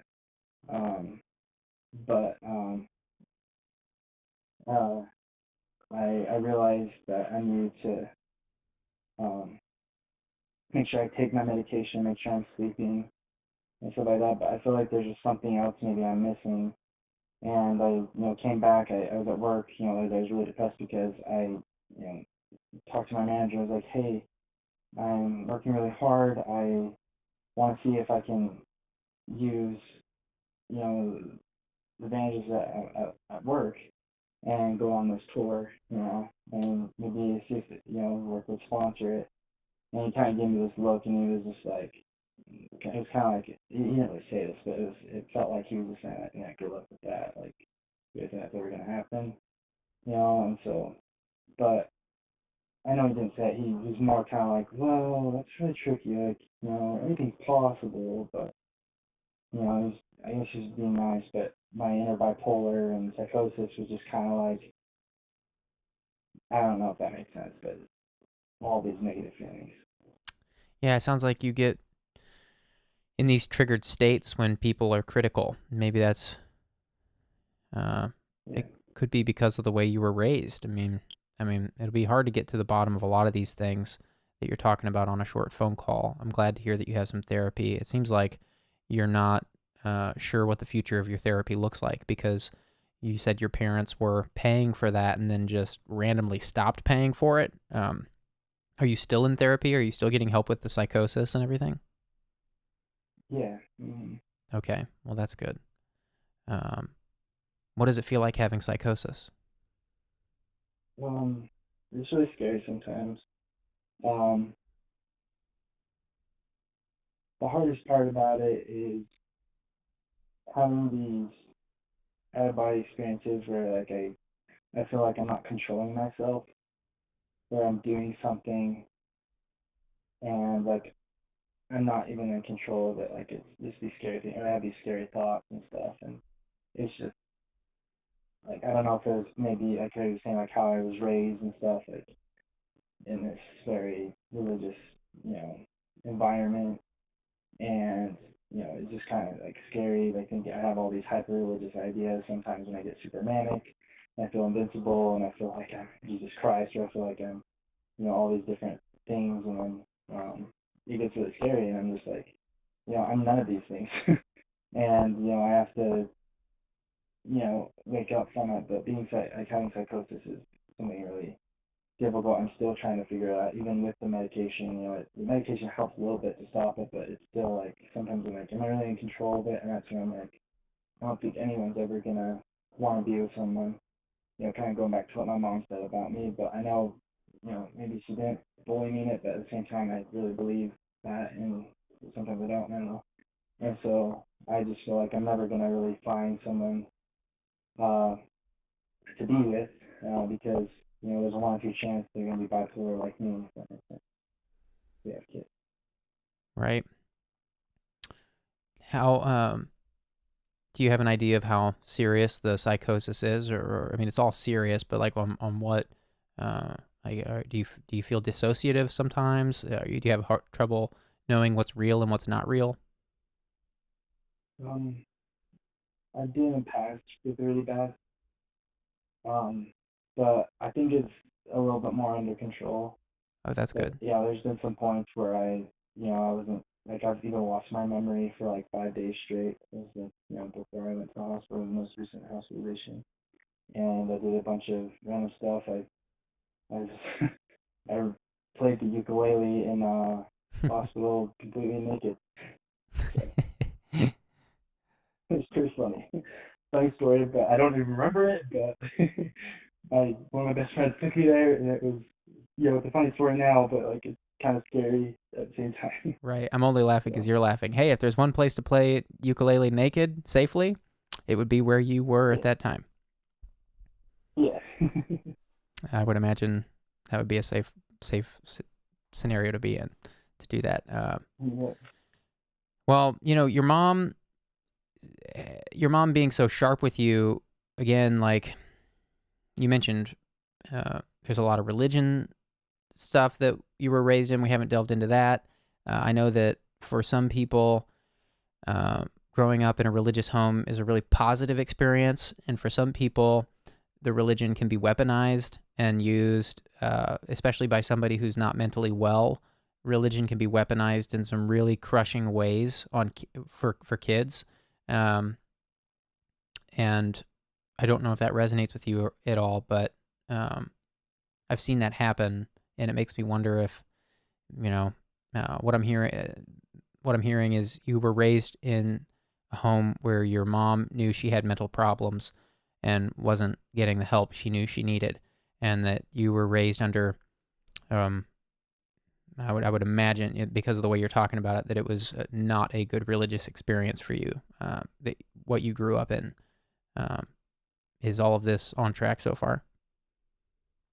Pretty much. At first, it was a good religious experience, but then it definitely went downhill.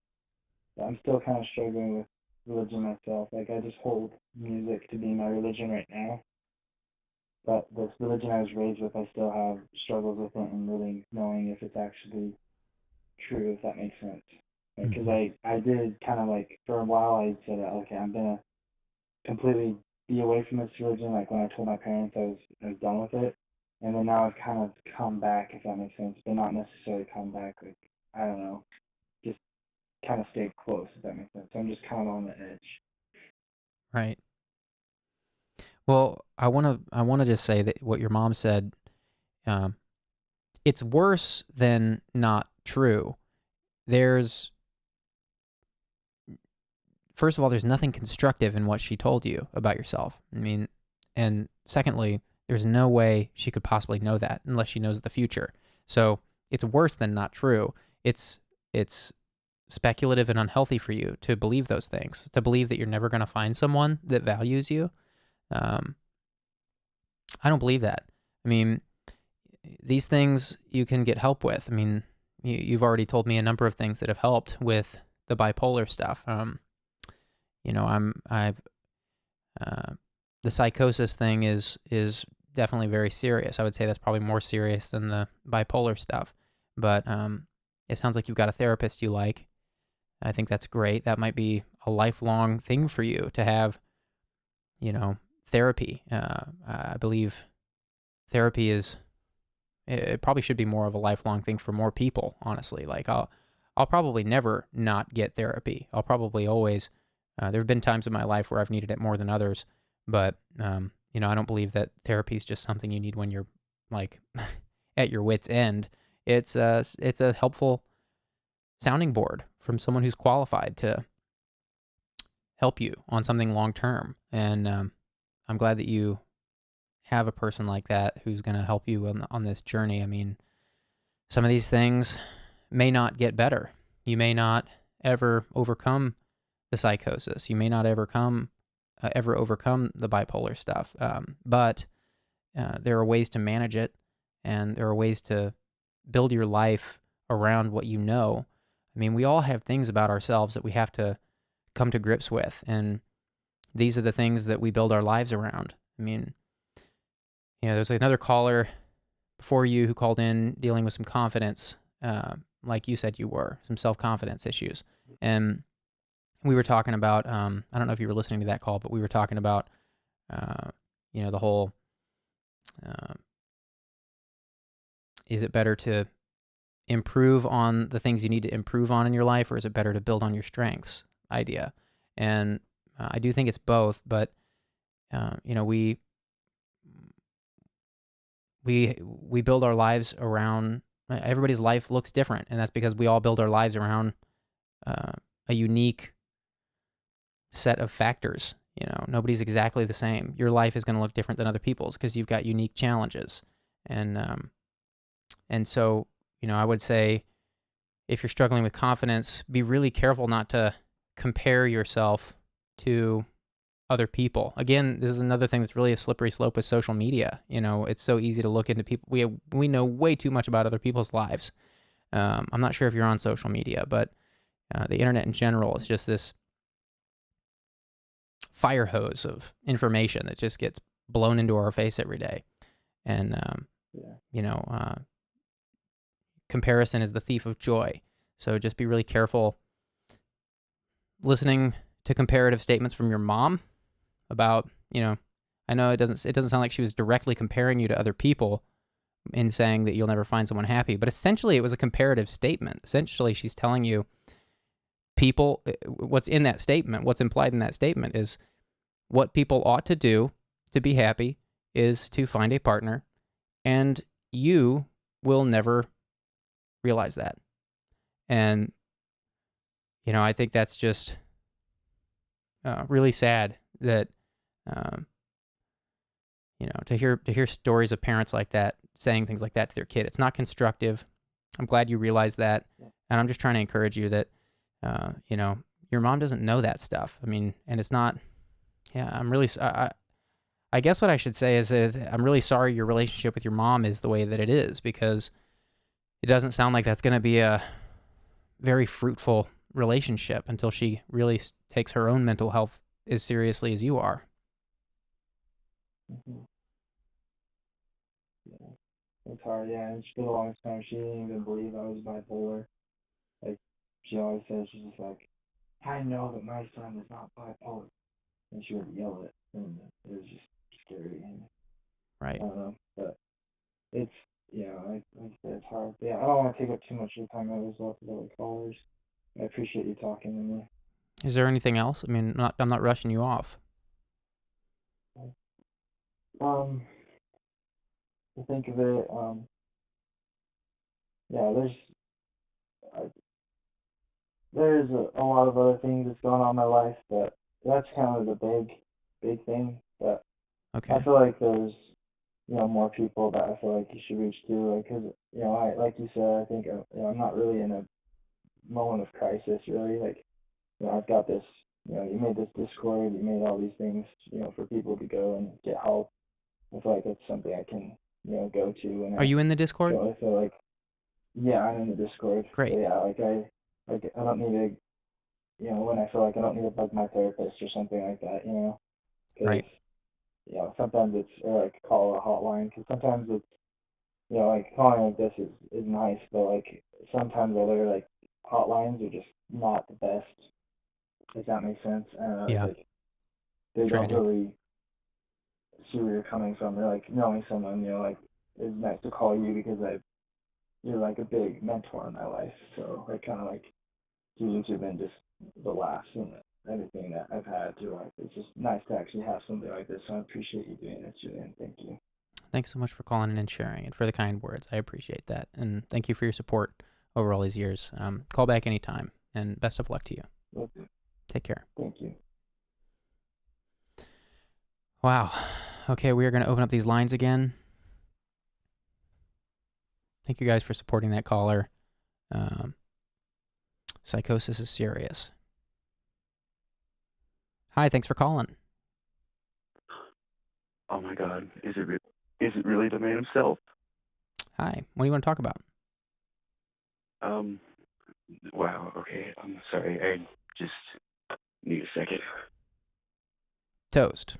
I toasted you because we got people calling in at their wits' end. Once you've formulated, a brief intro or something, please call back. I do want to talk to people who have something prepared. Taking the next caller. Hi, thanks for calling. Hello? All right, sorry. I just needed a second to remember my, what I saw. Are you back this time? What's that? All right. Can you hear me? I can hear you. What's up? All right, nice. Whew. All right. Sorry, I just needed a second to remember what I said. What I was... Toast. All right, next caller. Hi, thanks for calling. Hi. Hi. What do you want to talk about? So, I got like a small drug problem, in a way. Okay. What kind of drugs are you hooked on? It's mostly marijuana, but in the dab form of like vape-wise. If you know that much about that. Mm-hmm. So tell me more. So it started, I want to say last September. My friend had a pen, and I asked him if he could get me one, and then he just sold it to me on the spot. Okay. And now you're having a hard time quitting?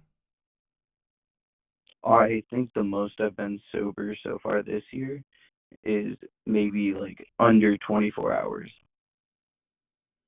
Okay. And you said it's cannabis? Yes. Well, I'll start by saying that those pens are probably the worst thing for your body on the planet. That's actually not true. It's definitely not true, but they're horrible for you. I mean, those pens are awful. I'm not anti-cannabis, but the pens are. We don't know what's in them. You know, it's not like you're taking a plant and who knows what's in those oils. They're so processed. I think it's so funny to me because it's one of those things about cannabis that people have praised for so long. You know, so many of the advocates of cannabis have said, like, yeah, well, it's not processed. It's not processed at all. Like, alcohol is so processed. Cannabis is so much better for you because it's not processed. But those pens just totally defeat that whole argument, because who knows what's in those pens, you know? At the same time, cannabis is not addictive. So, it sounds like you've developed a bit of a habit. Sounds like this is bothering you. Yeah. It is a bit, because like I said, I think the most I've been sober so far this year is like at 12 hours at a time at most. It's like even days where I'm like, all right, I'm not going to do it at all, I end up doing it. And then, yeah, because it helps with my anxiety in a way. Mm-hmm. How old are you? But then it adds it back at the same time. I'm 17. 17. Yeah, man. Yeah. I'm going to be very direct with you because I'm concerned. My opinion, you're calling in here, so I'm going to just give you my opinion right out of the gate. Like, you should not be doing cannabis until you're 25 years old. It could mess up your brain. Your brain is not done developing till your mid-20s. I know that information, and that's why I kind of want to stop in a way, you know. Good. Yeah, I'm not anti-cannabis, but yeah. I know that there's like not that many negatives to it, but I know in the pen form it is. Right. And it's also broadened me to another drug, but like very smaller usage. Do you know psilocybin at all? I'm familiar with psilocybin. What is the question? It's also not addictive. I was asking if you just knew it, because that's another thing I started. New Year's was the first time I did it. I've done it again 4 times since. Okay. 4 times since this New Year's. Yeah, it's not nothing. My opinion about all these things is that it's a real tragedy, because a lot of this stuff should be legal, in my view, and in the view of a lot of, obviously, psilocybin's being studied at UCLA and a bunch of other places, a bunch of other prestigious institutions are studying it, and cannabis is being studied. So I'm very much in support of all this research and hope to see some of these things legalized. But, again, you're so young. It is a huge gamble to be playing with any of this stuff at your age. Your brain is forming new neural connections, and your brain's going to be developing until you're 25, and you're interfering with that development by putting these chemicals into your body at such a young age. It's a huge gamble. It's worse than going to Vegas. Yeah, I guess in a way, but like I think, and it's another problem, not drug related though, and I think it strains from my depression on why I'm just like so persistent on it, because it makes me like happier by a substantial amount. Sounds like you might have an addictive personality. Is that possible? That very could be.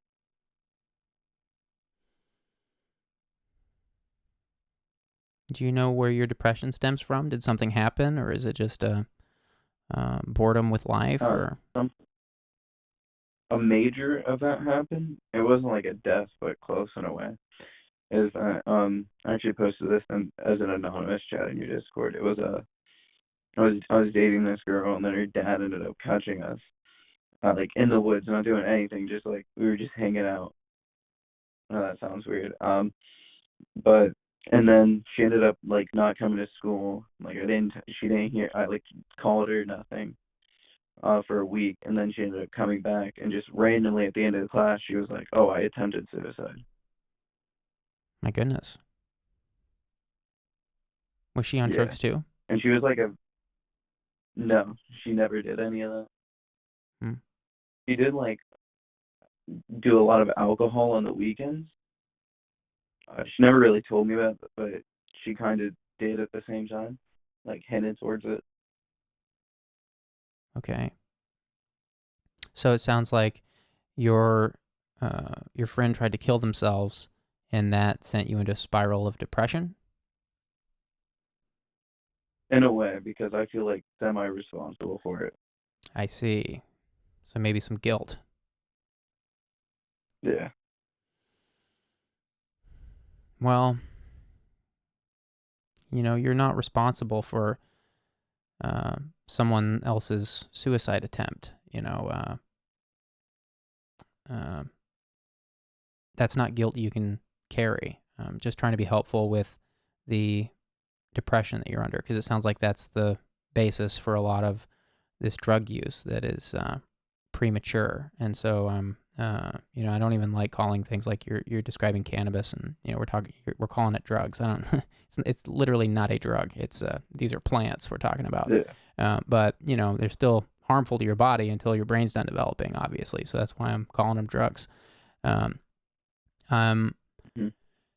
trying to encourage you that, with the depression, that, sometimes people do things we don't understand why.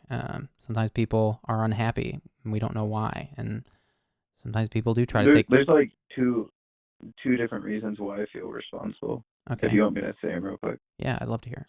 Please. One of them was this probably wasn't it, but she said I'm her 13th reason why on one day, like the day it happened, but like then we again met up later, and then her dad called us. But so I'm not sure if that meant anything or not, or if that was just an empty joke.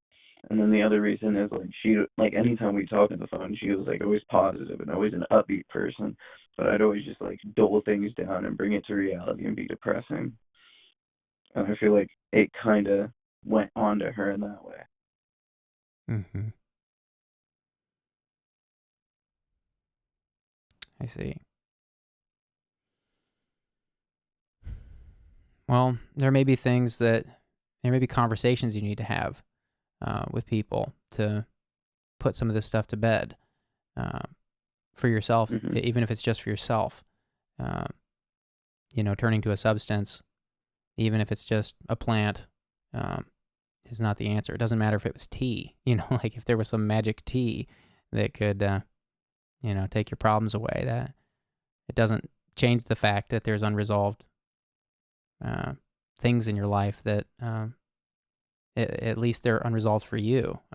That's the beauty of conversation. That's why we're doing this, is to create conversations around difficult things that people are stuck on. You won't find the solutions, obviously, in anything you can buy or consume, but I zeroed in on the drugs thing just because your age wasn't coming down on you. I don't want you to feel guilty about that. I'm not saying I think you're a horrible person. I'm just concerned. I care.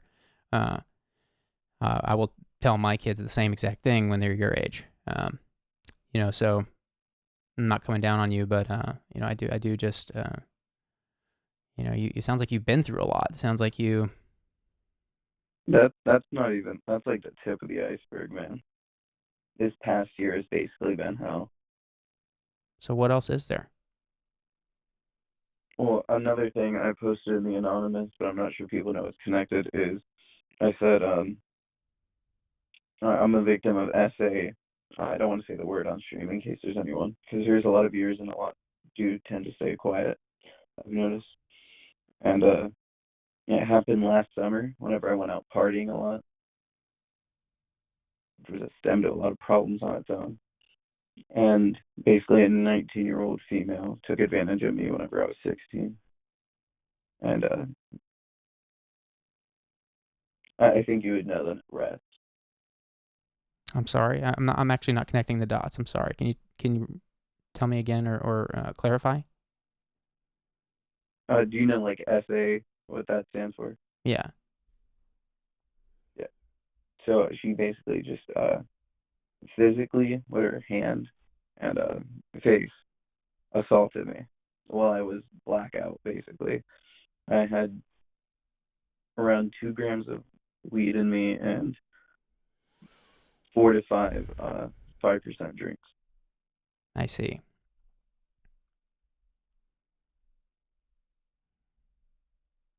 Would it have happened? Another pointed question. Would it have happened? Do you think it would have happened if you hadn't had the weed or the alcohol? Were you impaired, or were you just asleep, or what happened? I was very impaired. I see. I barely remember majority of what happened. I'm really sorry to hear about that.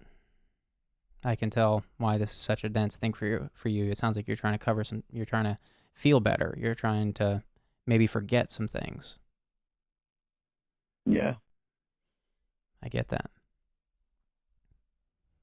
And I want to be very clear because I've seen a couple comments in the chat. I don't know if you're confused here on the phone with me, but I've seen a couple comments in the chat commenting on my saying that I have no problem with cannabis and things like this. Some people think, there's been a couple comments, people concerned that you might think I'm condoning use of these things. I understand what you're saying. You're condoning it for a certain age and up. I'm just trying to be very clear because there's a lot of people, there's different people in here listening to this, and so I'm just trying to be very clear for everyone that, like, I don't believe these things are problems in and of themselves, but I sense that you are very conflicted about this, and I'm concerned about your age and your mental health, and so that's the reason why I'm using these words. But you know, I am concerned for a number of reasons. How are you feeling? I mean, it must feel horrible to. I mean, you said it. This has been a really rough year, so I'm wondering how you feel when you're sober. I'm also ADHD, so I think a lot, regardless of sobriety or not. But whenever I'm sober, I think about what everyone thinks, what everyone might be thinking about a certain situation. I rethink past conversations I have had and actions. I think bad about I think about something I said or did 3 years ago, and I'm like, damn, that was a really stupid thing. Or even smaller stuff than that. Right. You've been through a lot of trauma. It sounds like you have a lot of regret and a lot of guilt, and I can hear that.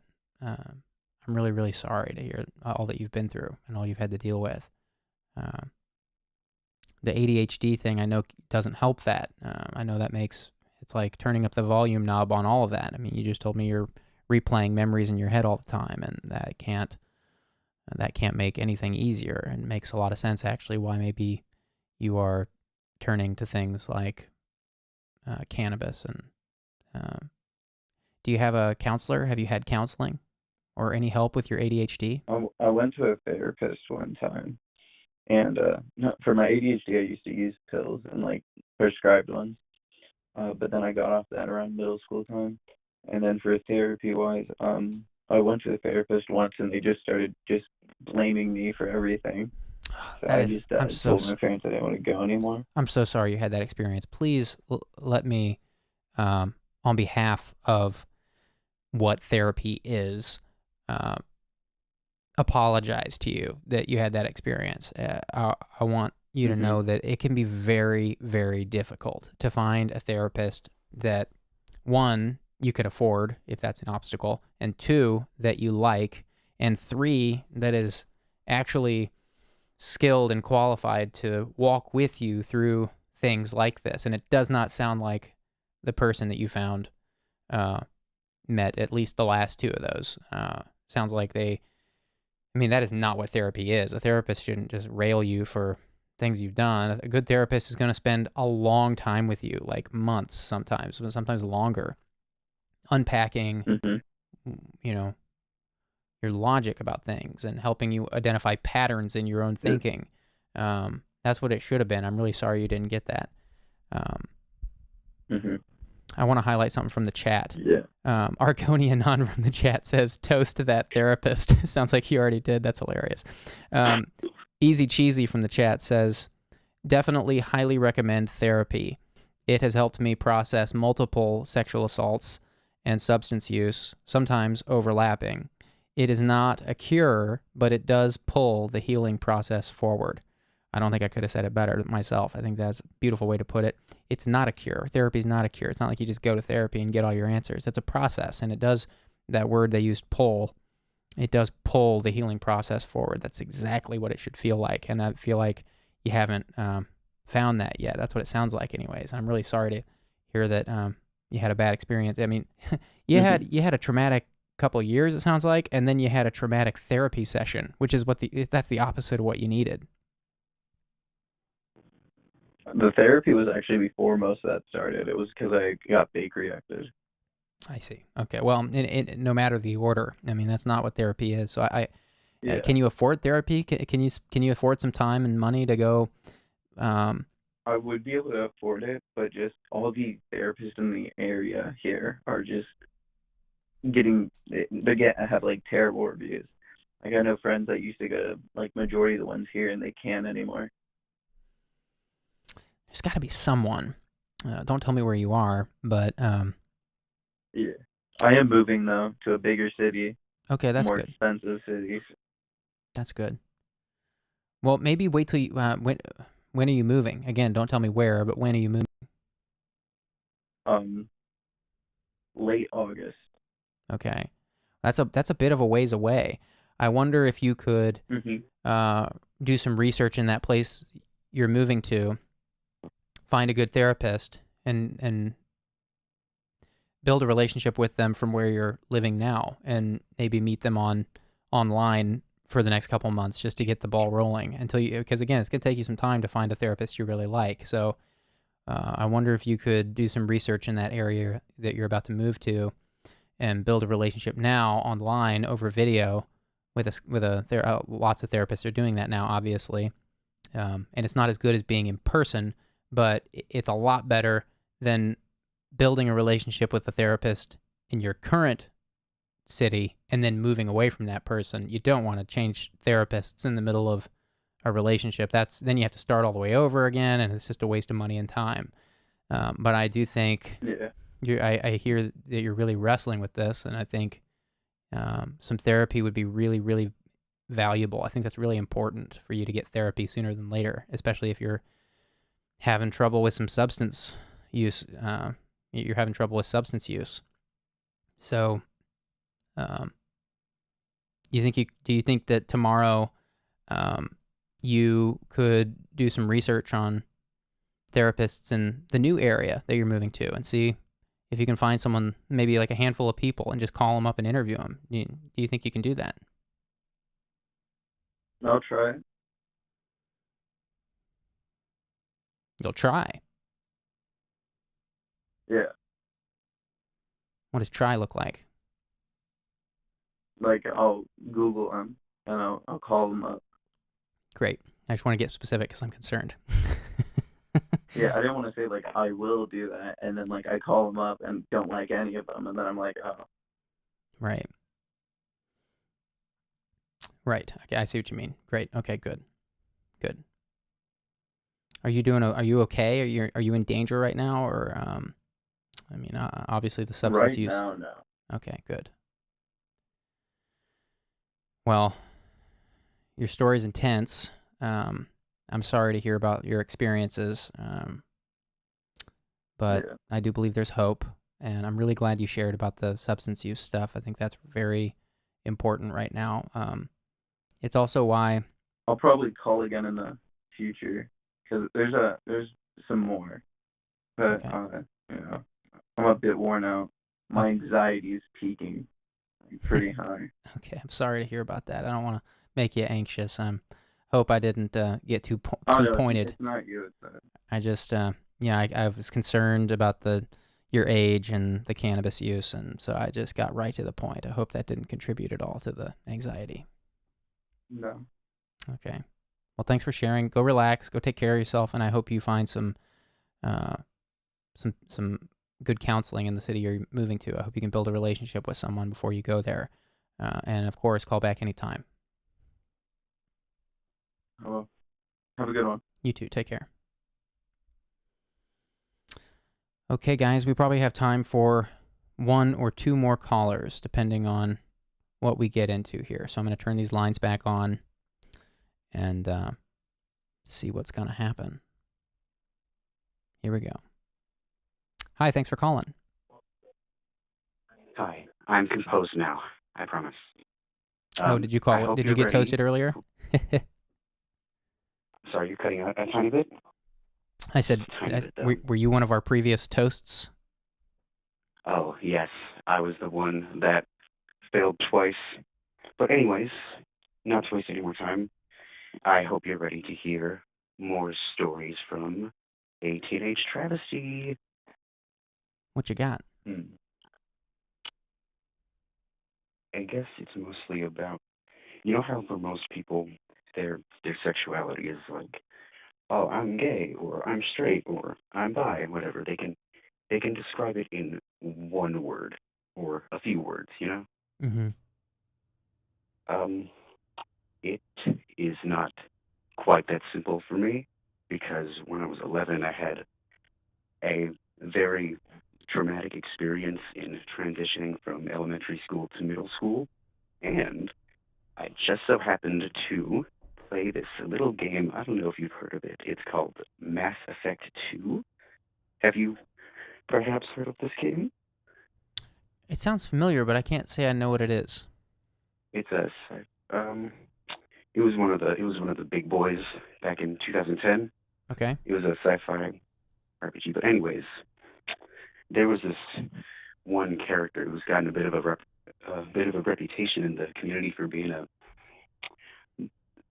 I'm not really sure how to describe it, but he's very popular in the community, and you could look him up if you want. His name was Garrus Vicarian.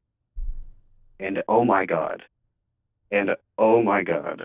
when I tell you that this man had me wrapped around his finger when I was 11. And he was a fictional video game character, by the way. I feel like I should... Okay, I'm glad you prefaced that, because I thought you just gave me a name and I was about to toast you. I would have hated to have toasted you a second time. Yeah. Thank you for the clarity. He's kind of, sort of an alien man, too. Okay. That was the moment. But yeah, that really fucked with me when I was younger, because I'd grown up thinking that, you know, my sexuality would be in the confines of like straight or gay or bi or that, and then fucking Garrus happened, and I was kind of lost, but like I didn't feel comfortable asking anyone for directions, you know, because that wasn't something that I wanted anyone to know, really, and especially not my parents. And I'm sorry, you're cutting out a little bit. I'm just listening. I didn't say anything. I'm just listening. Okay. So there was this game. So I want to make sure I got this straight. There was a video game character that you were attracted to. Well, it was that, and it was the fact that the game's writing was absolutely stellar, and it really gripped me. It wasn't just Garrus's character that gripped me, but like almost every other character that I met along the way. It's just a really fantastic game. But yeah, it was definitely, his physical appearance definitely had something to do with it. So how old are you now? This happened when I was 11, and now I am 17. And I was really, really hoping that it was a phase. And it was not, I'm afraid. So I want to get real to the point. You said that you're struggling with your sexuality because most people can... Well, okay, I'm sorry. I should specify. I'm not struggling with this anymore. It's been years and years since this has started. I've got this mostly figured out by now. But like maybe the first 2-3 years, that's when I was really, really struggling, because I wasn't really raised. Okay. I was raised wrong Christian, if that makes sense. I was not raised like loving, accepting Christian. I was raised scared, hateful Christian, but like sort of indirectly. It wasn't like they taught me the hatred directly, but more like it kind of rubbed off on me in a way, you know? Mm-hmm. And I wasn't really conscious about it at the time, but it definitely manifested itself when I discovered that side of myself sexually.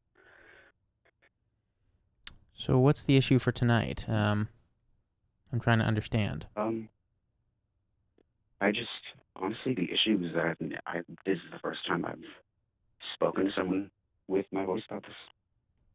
Okay. After all these years, like even now, the only time I've really talked about,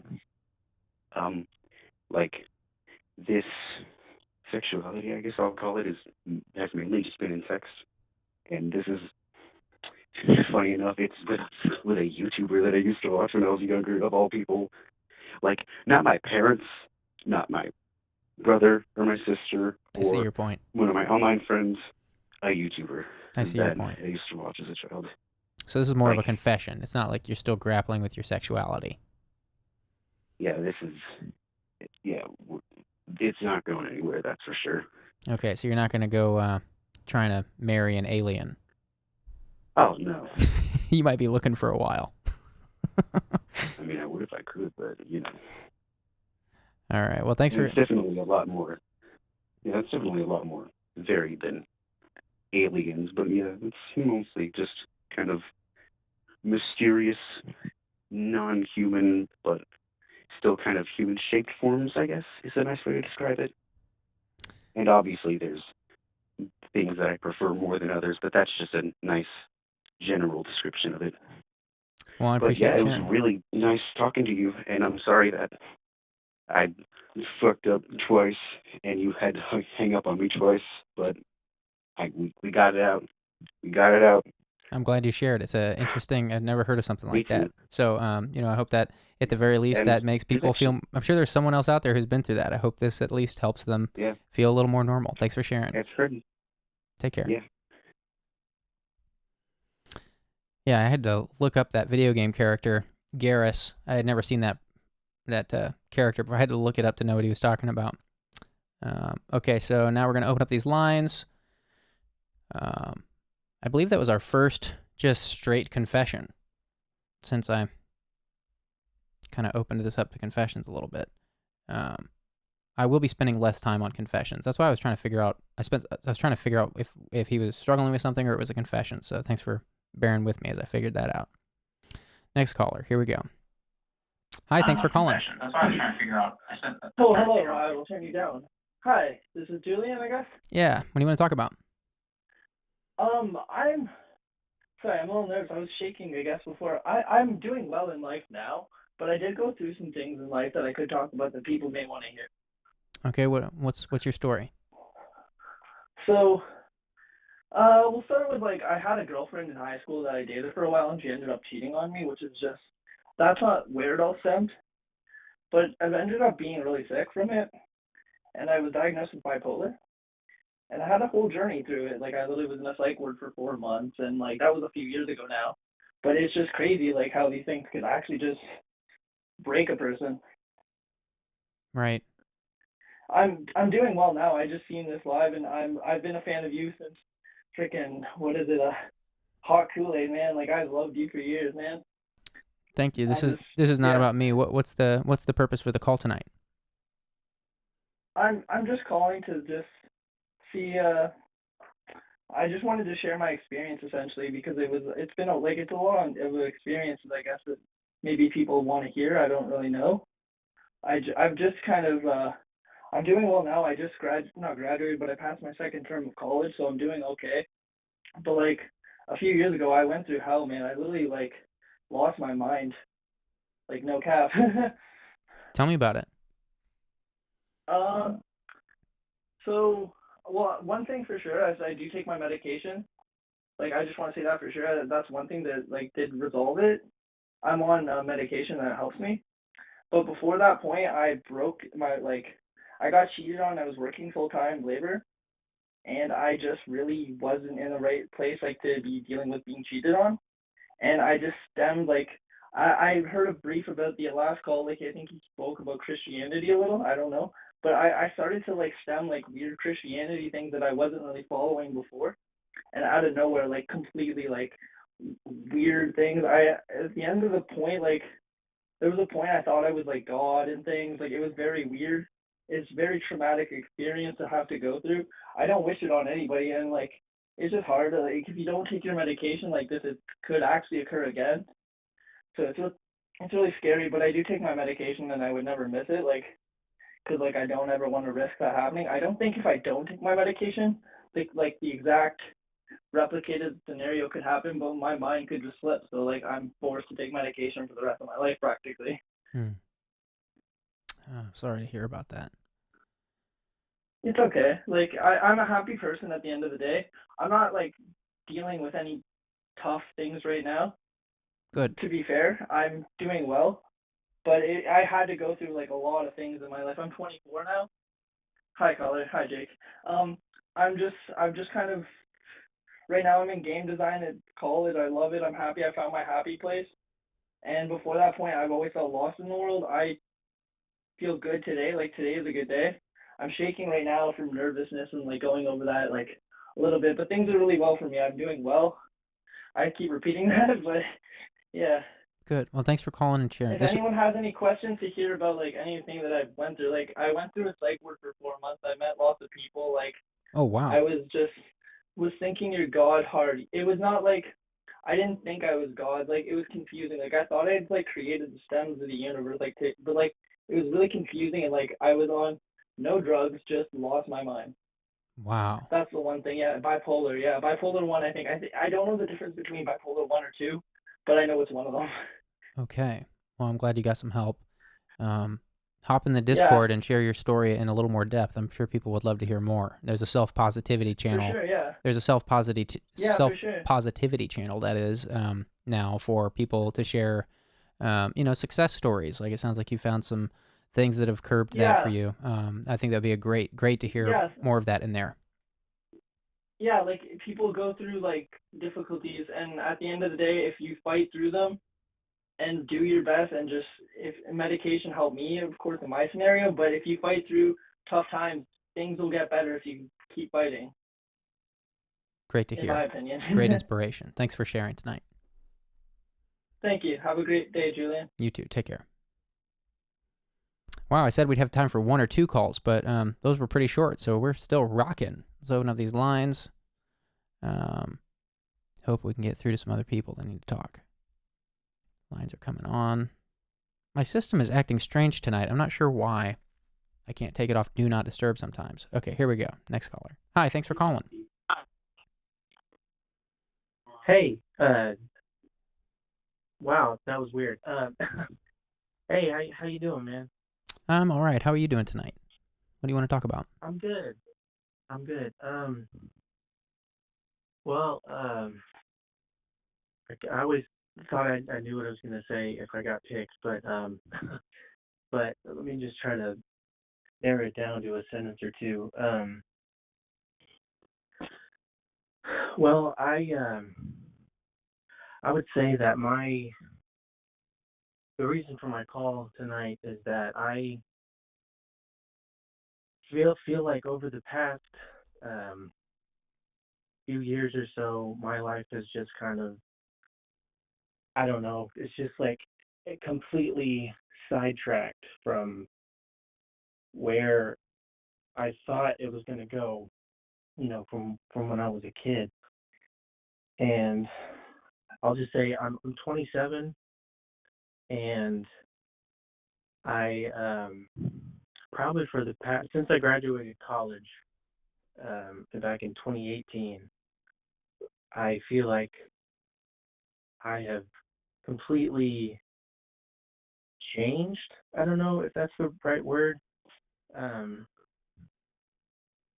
just like or you want to say something? No, I'm just listening. Oh, okay, sorry. You're I good. think I'm hearing myself in the background. Yeah. So I guess my issue is I feel like I have lost all sense of purpose in my life, and I have just nowhere. I don't feel like I have anything to look forward to anymore. Like I've always thought back to, like I was really active in church growing up, like really active in the youth group, and um, and then like I was really involved in uh band in high school, and then in college, I was really involved in a fraternity. I went to a Christian university and went really involved in that, and was in choir and all that. And then once I graduated, it was just like I just hit this wall of, man, just like, especially going to a private Christian university, it's like once you get out into the real world, it is just a completely different ball game. And especially, I graduated with a degree that I don't want to use. I know that's saying a lot more than a lot of people can say, but it's just like, and also the past few days even, it's just really been weighing on me, and I just feel so much regret on a lot of stuff, a lot of decisions I've made, in the past decade or so, that um I know it's not good to dwell on the past, and it's what my mom, I talked to my mom about this, and she said the same thing, but she also agreed with me that the 4 years of school just feels like a waste. And it's just like I've just been battling these feelings of, I've got, anxiety and depression, and I'm on medication for those. Um, but it's just, I feel like I can't figure out why I'm still here and what I'm supposed to do with the time that I have left in my life, which I want that to be a long time, but like a lot of people that have called in, I've been watching the show for a little bit, and there's a lot of suicide talk, and I'm guilty of that too. In 2017, I tried to hang myself, and I've gotten, I started going to counseling for that, and I got through that, and um, I had to move. Ended up moving back home for a while, and with my parents, and I started getting some counseling, another counselor while there, and um, and then I think that's when all this finding my purpose questions, that kind of thing started. Was I was living with my parents. I was thinking about my sisters. I have two older sisters. I'm the youngest in my family, and they both have kids, and they both, at least one of them, she's a teacher. The other married a guy he works with cameras, and he's a cinematographer on like movies and TV shows and stuff. But it seems like they both have found what they're supposed to do in their life. And I find out we had to have this big family group counseling session, and it turns out that my sisters at the time had thought that I was mooching off my parents because I didn't want to go out and get a job. And just hearing that, man, it really, I don't know, it just really shook my feelings towards at least my sisters, and just kind of everything I do after that. Just trying to find help, find people that are important, and find people that I can look up to and ask for help without thinking that they might think I'm just taking advantage of them. And so I know that was a big long ramble.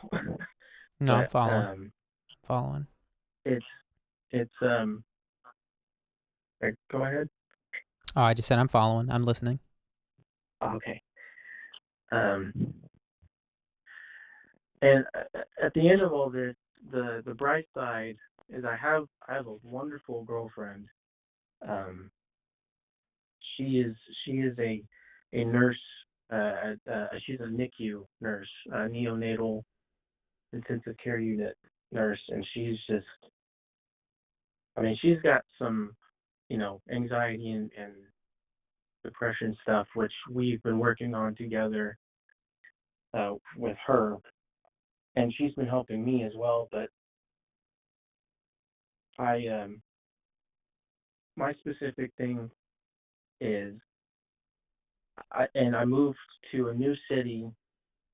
We live thousands of miles apart from each other when we met, and so I moved to her, and we live in an apartment together, and but that she's basically the only person I know in this town. My sister lives here. One of my sisters lives here as well, but our relationship is kind of up in the air at the moment. I see. And so, but I have nobody else here. I have my girlfriend, her parents, and her sister, and one of her brothers lives here. So we have them, but I don't have anybody else. And You've been through a lot at a young age. You just mentioned a lot of things. You mentioned you didn't feel like your school prepared you for life, which, by the way, before we get too far from that, Deanna Krebs from the chat mentioned earlier, they said to you, caller, we were just talking about this in the voice chat last night. I think she means on Discord. There's a voice chat there where people talk about things. She said, I agree. I don't think my Christian college was prepping people for real life. It's like a bubble. I feel ya. And then Easy Cheesy says, that's another active member in the community here. They've had a lot of good thoughts. They say, caller, it sounds like the expectations you've had for life that you held your whole life is now called into question. That's got to be terribly disillusioning. That affects your entire value system. And I just wanted to recognize that, you've been through a lot. These are the things. I just want to say that last comment that pretty much hit the nail right on the metaphorical head, because I grew up pretty conservative Christian, and going to some mostly conservative Christian college. This isn't about politics. When I say conservative, I mean like pretty traditional in the sense. But like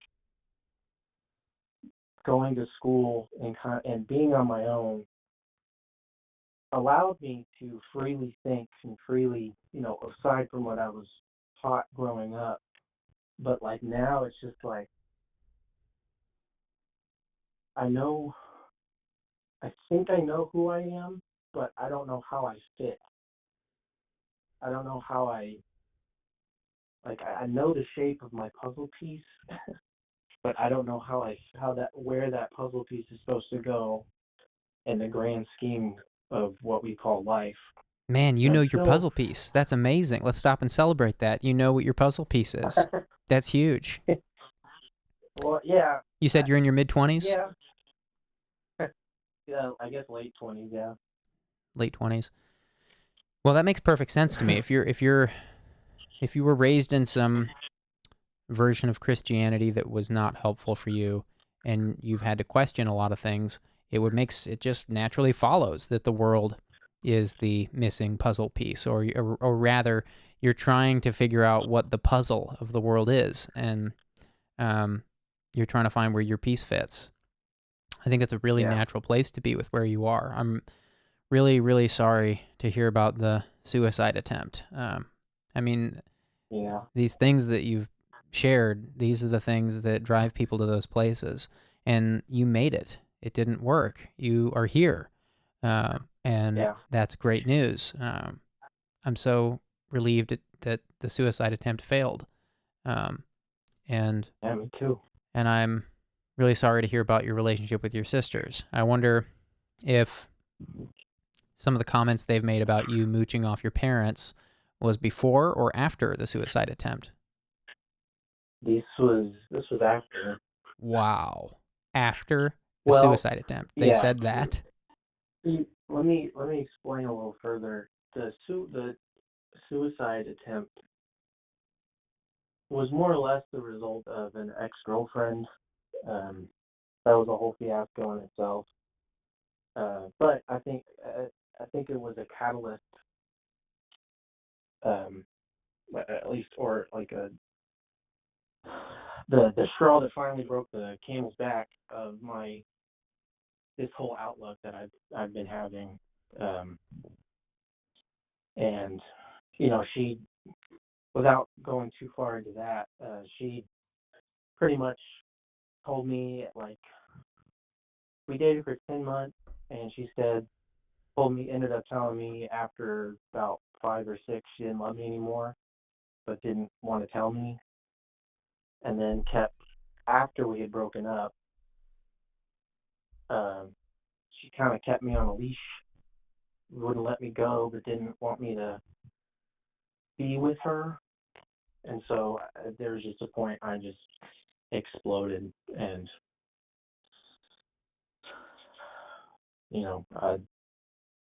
and then on top of that, my roommates that were with me at the time kind of pushed me away after that. There was 3 other guys I was with, and they were my best friends while we lived together, and they just stopped seeming to care about me. And that could be, reading into it a little too much, or maybe my depression put a lens over what I was seeing, which I know that tends to happen. Wow, that's But very I do know it's very insightful of you to I went suggest that. back. Well, yeah, I went because I went back to one of them. I actually went back to the house that we lived at to grab something I forgot, and I saw one of them who hadn't seen in months, and we talked a little bit. At the very end, I might get a little emotional. It's okay. He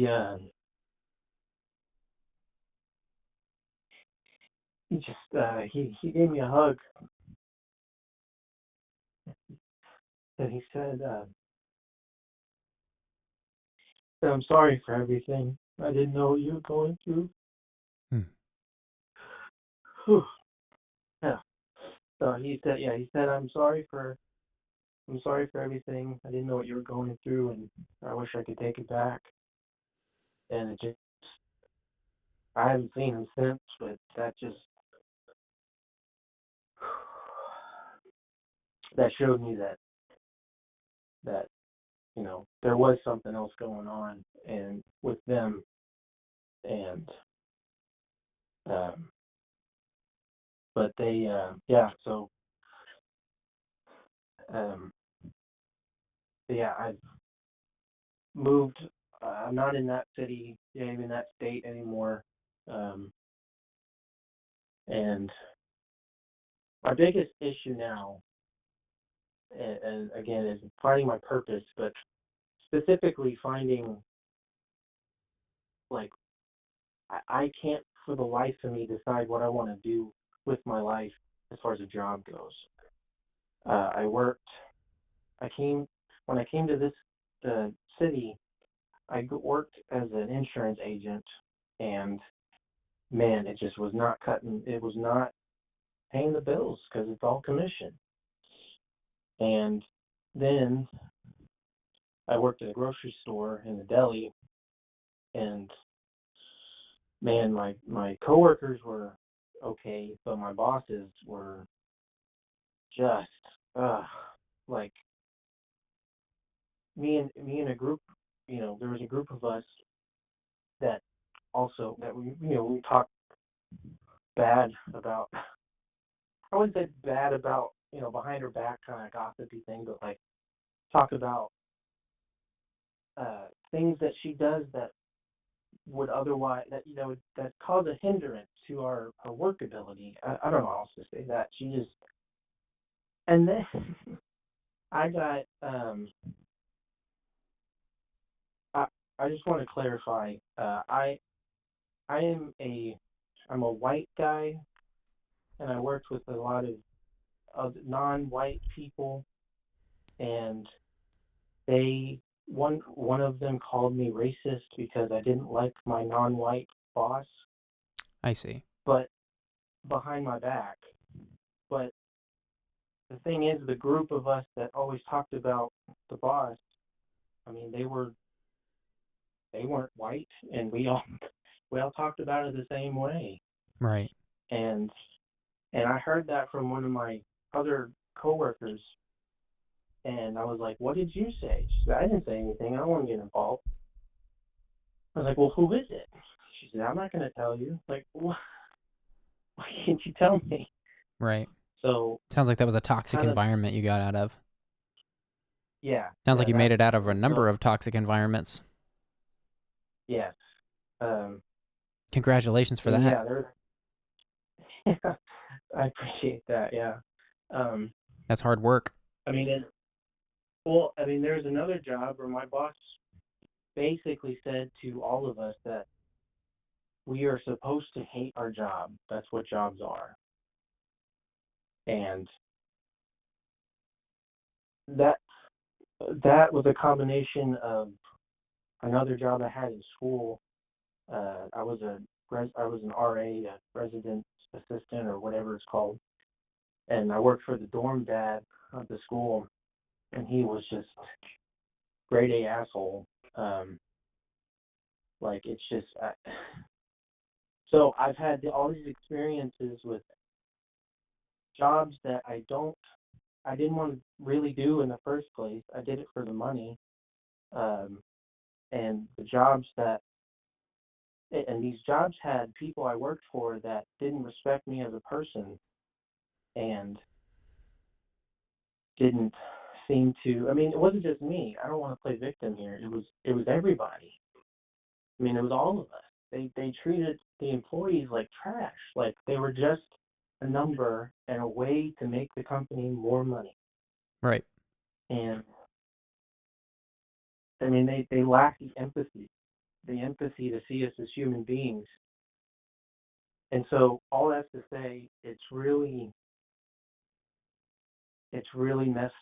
messed with my psyche on how I see jobs, how I see, I mean, careers. Like I'm terrified to death of just going out and getting a job, even knowing it's a temporary thing and I can figure it out later, as long as I'm bringing in money.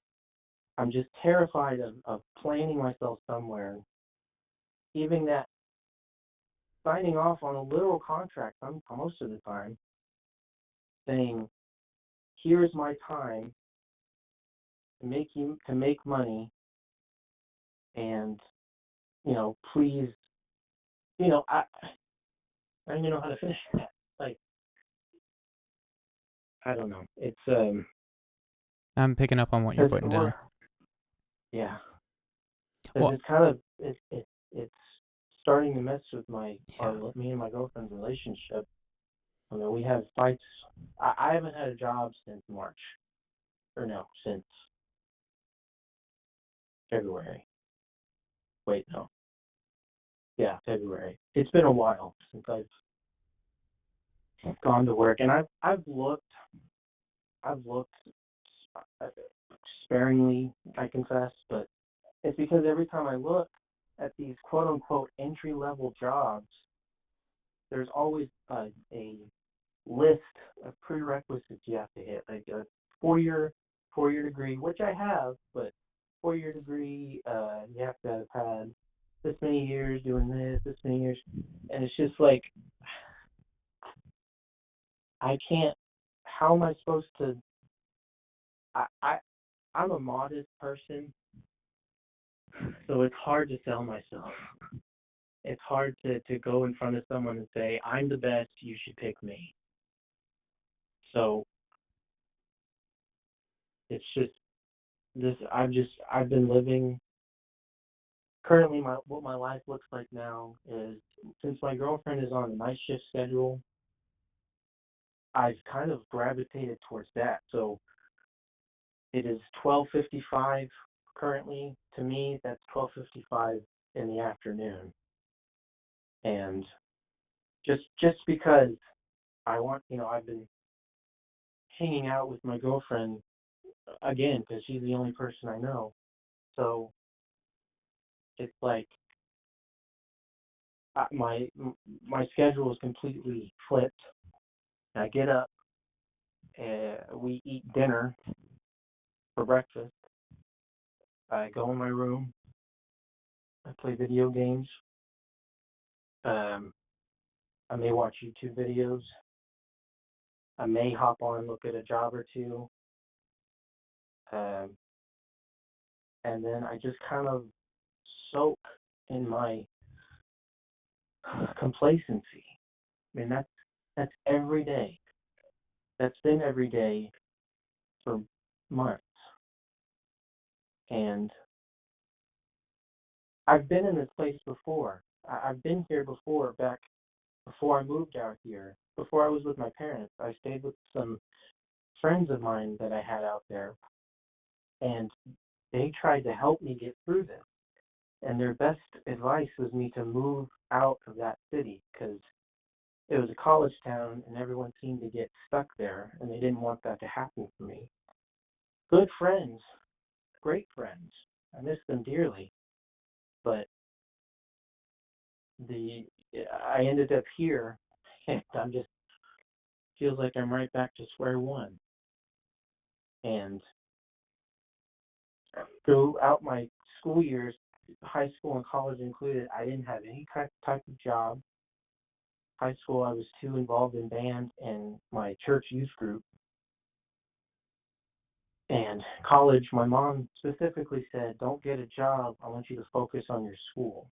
So we'll help pay for whatever you need. So I was blessed.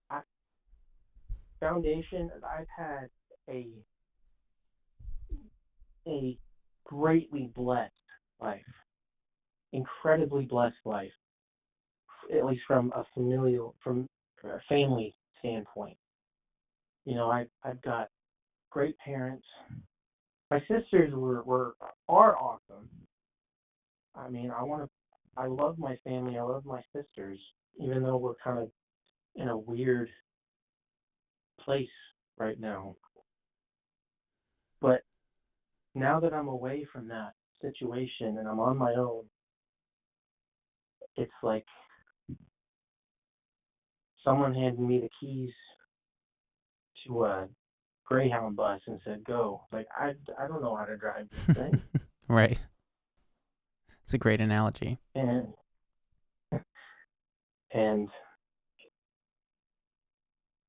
so I felt stuck for the past decade. I did have a counselor back in my hometown, and we tried to we did a couple of FaceTime calls or Zoom calls, whatever. And after I lost my job at the grocery store, I can't afford it anymore. Like my money is running very low, and I've been having to use my credit card, which I know was wrong. Every time I use it, I'm like, I can't use this because I can't pay this, but I don't know how else to pay for this. Right. And it's just climbing. And my girlfriend, bless her heart, she's been so supportive and patient, but it's just at this point she doesn't know what else to do but to give me she needs to get what the normal person would do at this point, before this point, would give their boyfriend an ultimatum saying, get a job or get out, but she doesn't want that. We love each other. And that's beautiful. So she gave me a half kind of, like, I want you to have any type of job by the beginning of June, because we're trying to get out of this apartment that we're in right now, because they once again hiked up the prices, and we want to get into a rental house. And she said, before we do that, I want to know that you can pay rent. You can pay part of rent and utilities and stuff, but if you can't, then, she won't finish the phrase, but we can't live together. Right. And so it's just... Offcore from the chat is saying she wants the best for you. That's what I'm thinking too. Yeah, and it's good for you to have a job. What was that? And it would be good for you to have a job. We're getting away from the job thing, from something you said about the job thing a little while ago that I want to touch on. You said that there was a boss that told you you're supposed to hate your work. I feel two ways about that. I think what your boss might have been better off to say is that work is work, and people make money working because otherwise people wouldn't do it. And everything becomes work, even a hobby. I like to joke I haven't ruined my hobby of photography with capitalism yet, because I know if I start charging money to take pictures, I'm gonna just have a disdain for photography eventually. And it's not it's not to say that you ultimately have to hate your work. I'm not saying that. I think what's valuable about work to an individual is that we can take pride in our work. We can get really good at certain things, and we get a sense of value in ourselves from excelling at something. And everyone excels at something, and everyone can learn to excel at new things. And you're in a place where you've deconstructed a lot in your life, and you've had to figure out a lot of things on your own, and you've had a lot of resistance from your family. You've had an unsupportive family. Sounds like some of your family has made up for some of that and apologized, and I think I hope you see that with your sisters eventually. But I'm just trying to encourage you for the work you've done, because you've done a lot on your own. And there was a mental health professional in the chat earlier that said they were very impressed with how you're carrying yourself and the way you're thinking about things, and they thought you sounded very healthy. And I didn't get to touch on that. I was listening when you said that. But I wanted to let you know that there was a mental health professional in the chat saying that. That makes me feel good. And I wouldn't be saying that if I didn't agree with that person. I was sitting there thinking the same thing. You're very collected. You just went for a long time without a break, saying very descriptively what you went through and how it felt and what that makes you want for the future. Seems like the only thing that's a mystery left for you, the only mystery left for you is how you should be looking at work. Sounds like you had some work experiences that really confused you, and you've lost a sense of motivation to excel at work. Another person from the chat said that you sounded like you'd make a good accountant, which I thought was an interesting thought. I thought that was an interesting. I don't know where they pulled that from, or if that resonates with you at all. But I was just like, wow, this person just listened to this person and thought they'd make a good accountant. That's interesting. But Yeah. like, uh, I think what might be helpful for you, I mean, is one, realizing and appreciating the work you've done to build your life. Don't be discouraged with where you are. The world's in a rough place right now, but there is work out there. There's good work out there. It's probably not going to be easy to start if you've stopped and started some things. Like you mentioned your school. You're not sure to do with your education. It sounds like you're kind of in this place where you don't know where to begin. You might have to get a job that you can just tolerate for a little bit until you can, develop a specialization in something that you can turn into an actual career. You might need to find something that you can just tolerate for a little while. Hopefully you can find some good people there that make that job more tolerable and more enjoyable even. I think that's definitely possible. I mean, these things are going to take some work, but when I hear you say that, your schedule's off and you're not really doing much to apply yourself, it makes me, we keep recommending this book to people, Atomic Habits by James Clear, but I think I would want to encourage you to make a note of that book and maybe start listening to the audiobook tomorrow. Or even better yet, read it. That's a great muscle to exercise if you have any will within you to actually read the pages instead of listening to it. I like to recommend that people read things instead of listening to it. But if you're in a really deep, dark place and you just can't muster up the energy to read it, an audiobook is a great thing or if you're pressed for time, but it doesn't sound like time's your issue.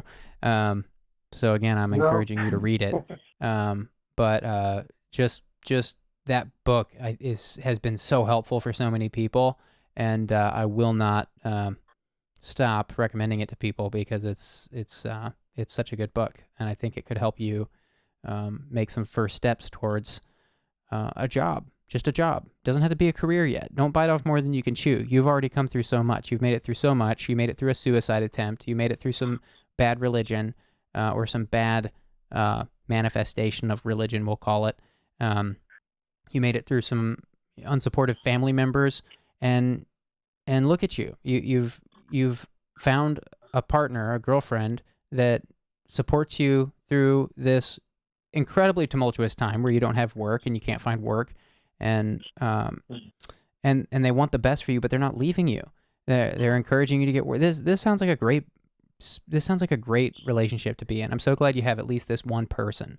And I think a job would be a great place for you to meet new people. Also, join us in the Discord. People have been using the Discord as a hangout and a place. There's different channels. Some people just hang out. Some people talk about hard stuff. Join us in the Discord. It's a great place to hang out. Okay. Awesome. Yeah. So Atomic Habits. Will you read that tomorrow? Will you start reading it? Yeah. I'll trying to think of. I'm still kind of new to the area. I don't know where a bookstore is, but I'll hunt one down to see if I can find it. Okay. What was the author's name again? James Clear. James Clear. That's right. Spelled just like it sounds. And we also mentioned Man's Search for Meaning by Viktor Frankl earlier to another caller, but your situation sounds so similar. I'm going to recommend that one to you as well. It sounds like you're dealing with you need to put in some you need some help to instill some small baby steps towards better. I won't call them better, but just more productive habits, which is why I'm recommending Atomic Habits. But then you've also got this whole you mentioned that your life feels like a puzzle piece, and you don't know where that puzzle piece fits in the world. You're trying to figure out what the world is. So that's why I'm recommending Man's Search for Meaning by Viktor Frankl. It's a very old book. It's probably it reads very dated. It will probably feel very dated to you when you read it, but Viktor Frankl is a very prolific thinker with a huge body of work that you can dive into if you find that book worth reading. But I feel like Man's Search for Meaning is going to do a lot for you in just kind of finding your way in the world, and Atomic Habits will give you some small footsteps to start walking towards that world. So that's why I'm recommending those two. Okay. Sweet. Yeah, this is it. Yeah, this is a. I've been, of course, I talk to my girlfriend about this. I'd say weekly. We try not to. Every time it brings up, it just starts an argument, and it's just, I don't like I obviously don't like arguing. But as far as my parents go and like my sisters, I can't. Man, it's just.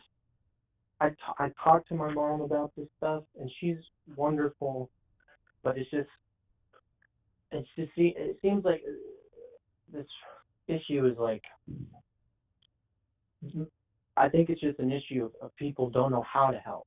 Mm-hmm. That's true. They don't know how. Assist with the people they love. They see that their son or their daughter or best friend is struggling, and the best they can do is let me know what you need. It's like, that's my problem. I don't know what I need. I don't know how to get to where I'm going. People are myopic. People are all, not everybody's myopic, but a lot of people behave in this myopic way where they just, everyone's their own hero. Everyone just thinks they're their own hero. Everybody's walking through the world like they're the protagonist of the world. And it can be hard. It can be hard for relationships. I think that's why relationships, it's not the only reason why, but I think it's a big reason why so many relationships are so challenged right now. I mean, look at what politics have done to relationships. Look at what religion has done to relationships. Look at what the media is doing to relationships. And social media, is exacerbating it by, again, this is like the third time we've mentioned it on this episode alone, but like the visibility we have into people's lives. It's like, of course that's going to create problems because everybody thinks they're the hero. So if I'm looking at some Instagram feed and I see somebody who's got like this flashy lifestyle, and then I'm thinking like, man, maybe I'm not the hero. Maybe they're the hero, and there's just all these different implications. Yeah. So I guess I'm saying like, yeah, you're right. Your family's not always going to know how to love you in the way you need to be loved. I hope that you find some healing with your sisters. They may need time. I can't think of a good reason why an older sibling would not. You would expect that person to have the bigger perspective. Unless there's more to the story, sure. I can't think of a good reason why they would be treating you this way, especially after a suicide attempt. So I'm so sorry. Yeah, I mean, when when it came out in that, the therapist was. It's funny because the therapist I had was also my mom's and my sister's. But one of them, she was three of our. She therapied my therapy. She counseled some of my family. So, and my parents, they were like, we need to have a group family session, and we need to get some stuff figured out, or I don't know. I can't remember the reason, but it seemed like it was a intervention for me. I don't know what it was, but it was I think it was the first time that they knew that I had depression and anxiety. But what's funny is there's not a person in my family that's not on some kind of medication. Everybody in my family is on some kind of depression or anxiety medication. And when I heard those words come out of her mouth, it just doubled the hurt. Right. Because I know she knows where I've been. I know that she's been in my space before, my head space before. And for her to still say that, and I want to say I moved on. I'll be honest, I haven't thought about this until this call. And there was another time when me and her, moving out here. She's got two younger kids, and she would always be asking me to watch them sometimes, which I love my nieces. I've got 4 of them. I've got 4 little nieces. They're wonderful. I love them to death. But I am not a parent yet.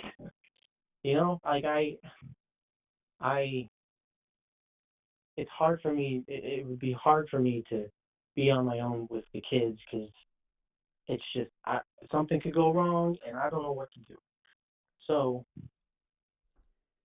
but anyway, there was a period of time when she would text me or call me and try to say, hey, I gotta do this, but I need you to watch the girls. Like, well, I would, but we're literally busy. Like we're about to go do something. Me and my girlfriend about to go do something, or we had plans that day, and it was just like it was like just 3 instances like that in a row, and we had this whole thing about like I texted her and she sent this novel of a text saying to get over myself and to, I know you don't want to do anything with us, me and the family, stuff like just all this stuff. And I tried to explain, like, no, I mean, that's not me. That's not what I'm trying to do. Like, and so we've seen each other, but we haven't really recovered fully from that. And that was like, I don't know, 2 months ago. And that's the one that lives here, obviously. My other sister, I may get emotional here too, but she lost her husband. He was a fireman, and he got lung cancer, and he passed away December 28th last year, so 2020. Wow. Is that right? Oh, yeah, that was right. 2020. He, they caught him in stage 4, and my goodness, we, being the Christian household we are, we prayed and got our churches to pray, and but stage 4, miracles and crazy stuff I do believe happens. I believe that kind of stuff can happen, but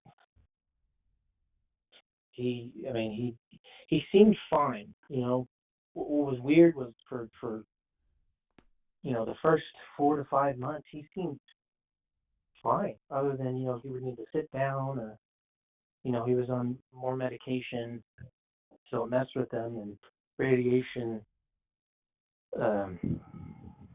or chemo.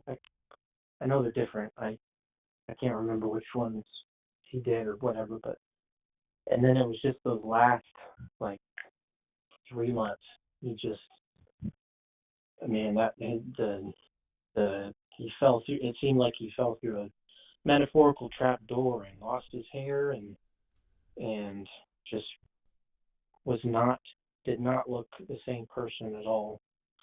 And then for Christmas that year, him and my sister are huge Disney fans, and I don't want that to cause controversy with all that's going on right now, but they went to Disney World for Christmas, and they tried to fly back Christmas Eve to be with us Christmas morning, and he was having trouble breathing, or he was coughing or something, and they wouldn't let him on the plane because they didn't want anything to happen in the air. Right. And so his dad, I think, stayed with him, and my sister, her 2 kids, and then brother-in-law's mom flew back. And it was just like okay, he's just gonna stay there, go see a doctor, and he'll fly home the next day. But it just got worse and worse, and by the sounds of it, what I heard, it sounded like somebody, a nurse or somebody working at the hospital he was at, stepped on a cord or a tube of some kind, and he started coding, trying to resuscitate him, and he just died. My goodness. So it was the It was hospital's December fault. 28th, and I mean, My goodness. I knew I wanted to believe that he was going to be with us for the next 5 to 7 years. I wanted him to be, of course, wanted him to see his daughters at least grow to high school. That would have been lovely, but it just happened so quick. And that's what she was. The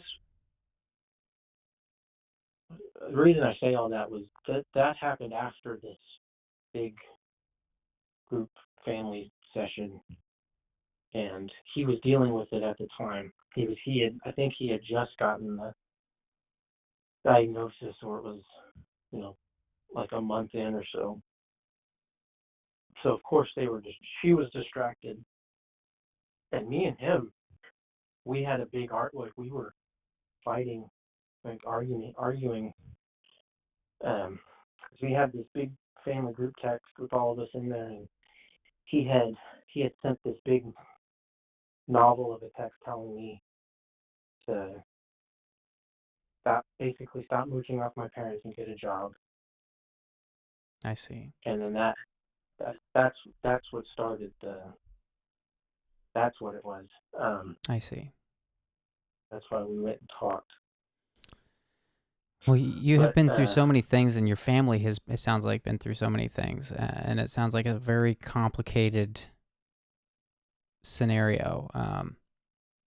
Yeah. I hope that with time your sisters come around. They may be grieving their own losses. They may not have fully healed in ways that you have healed. So, give them time. Maybe in time they'll thank you for that time you've given them. Maybe they'll come around to see your point of view. And maybe one of the best ways to do that is to prove them wrong by going and applying yourself in productive ways and building your life and build something they can't deny. Sure. Yeah. But don't get overwhelmed by the big picture. That's why I'm recommending these small, like Atomic Habits is a great place to start if you're feeling a little confused. I'll check those books out for sure. And join us in the Discord. Let us know how it's going in the Discord. Yeah. Okay. Yeah, I think I'll get that situated. Well, this was, I appreciate this. This is a great thing you do, and gives this, especially the space. It's more so this giving people a space to come and it's just venting, and that's all it is really.